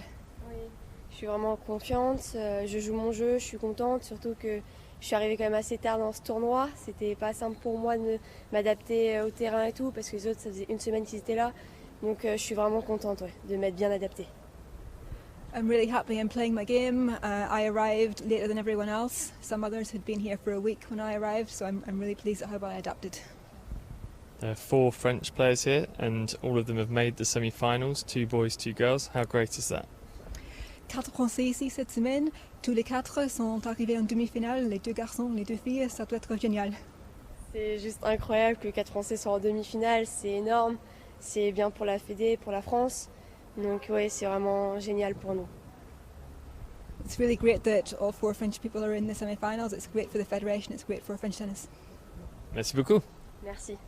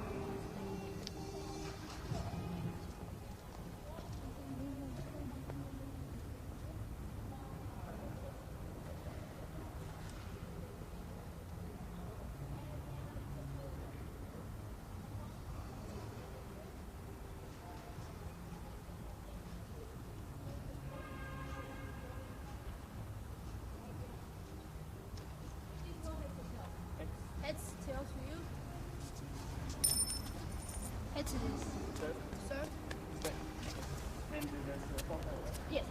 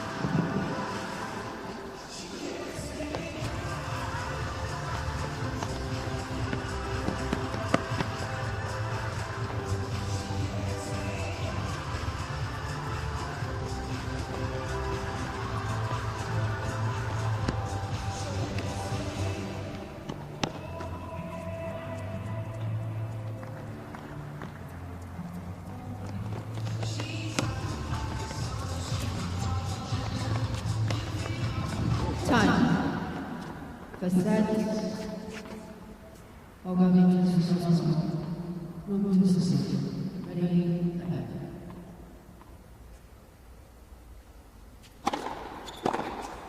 Out. 57.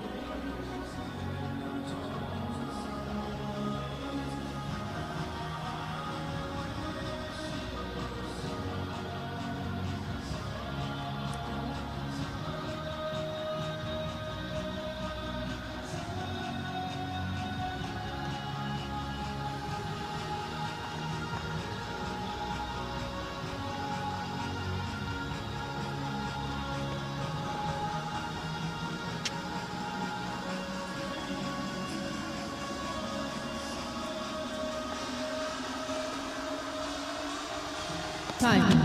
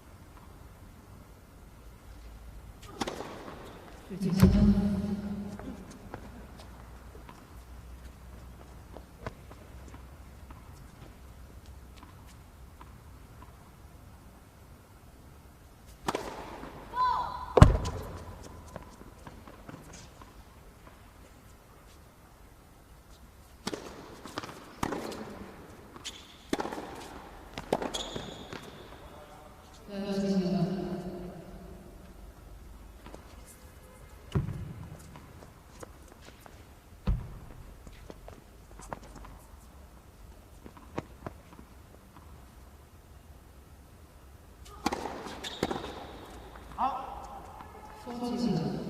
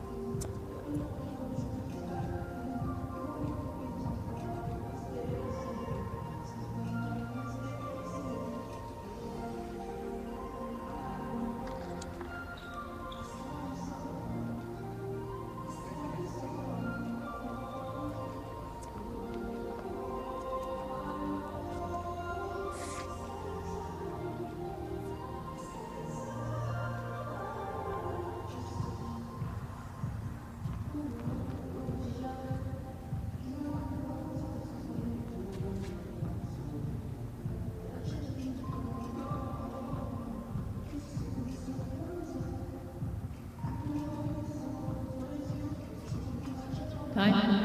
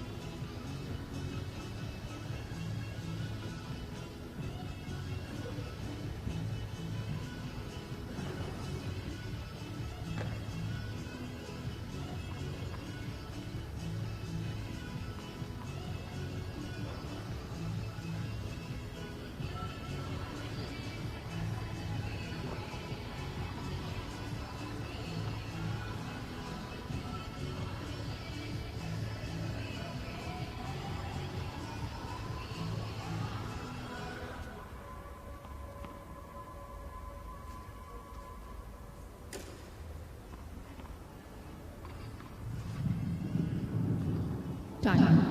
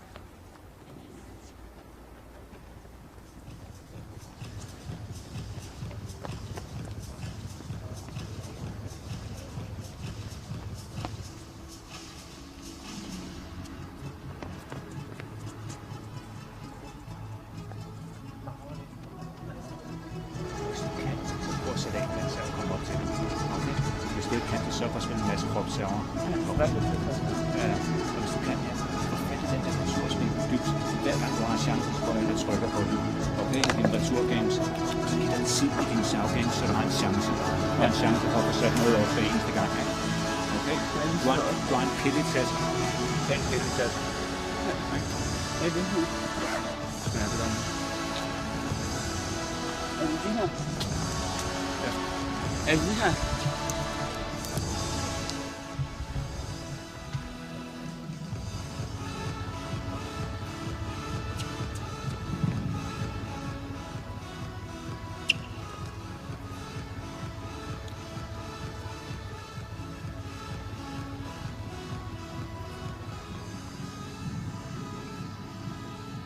Time.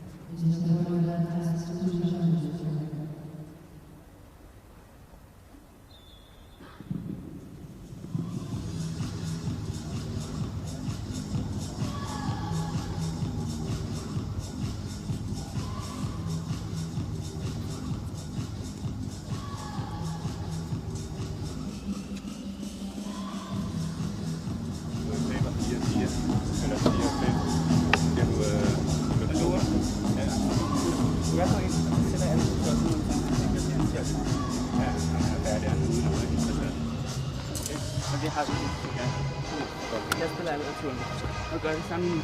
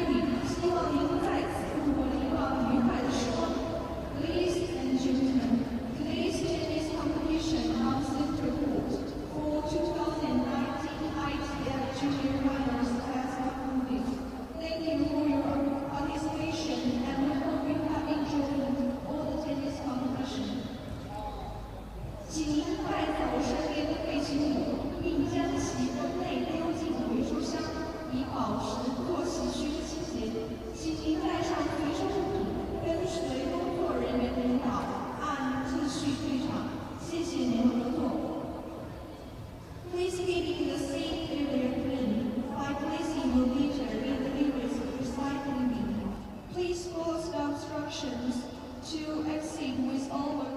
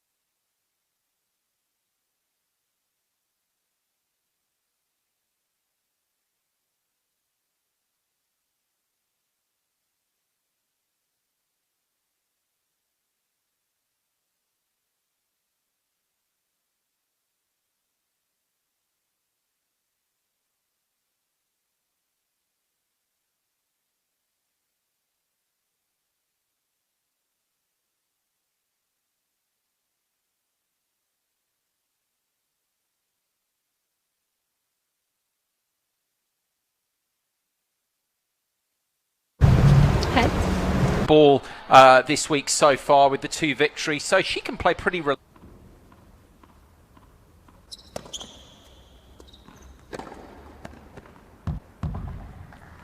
15.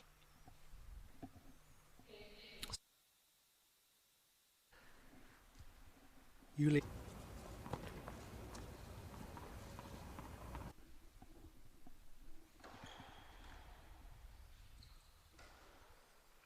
Oh. 15 all.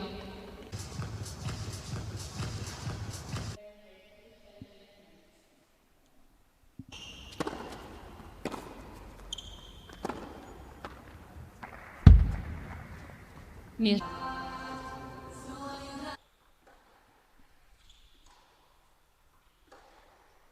Oh, she's played that beautifully.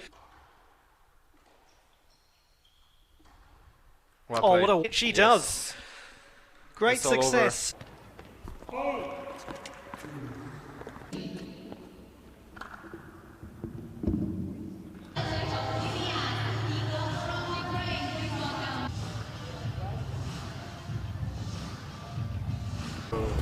you want to do this, make a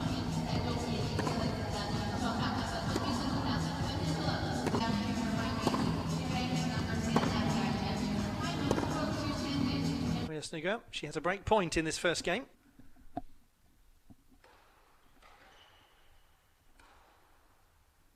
That's more like it.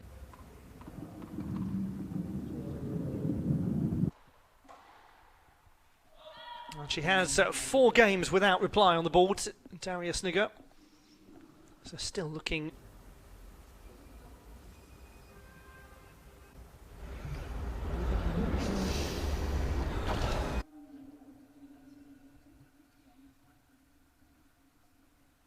No, she's saying, you know, because this is all about developing players for the...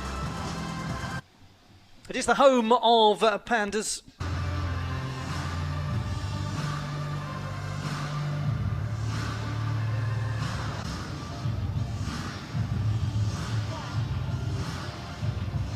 On a season, you can do it only once per set.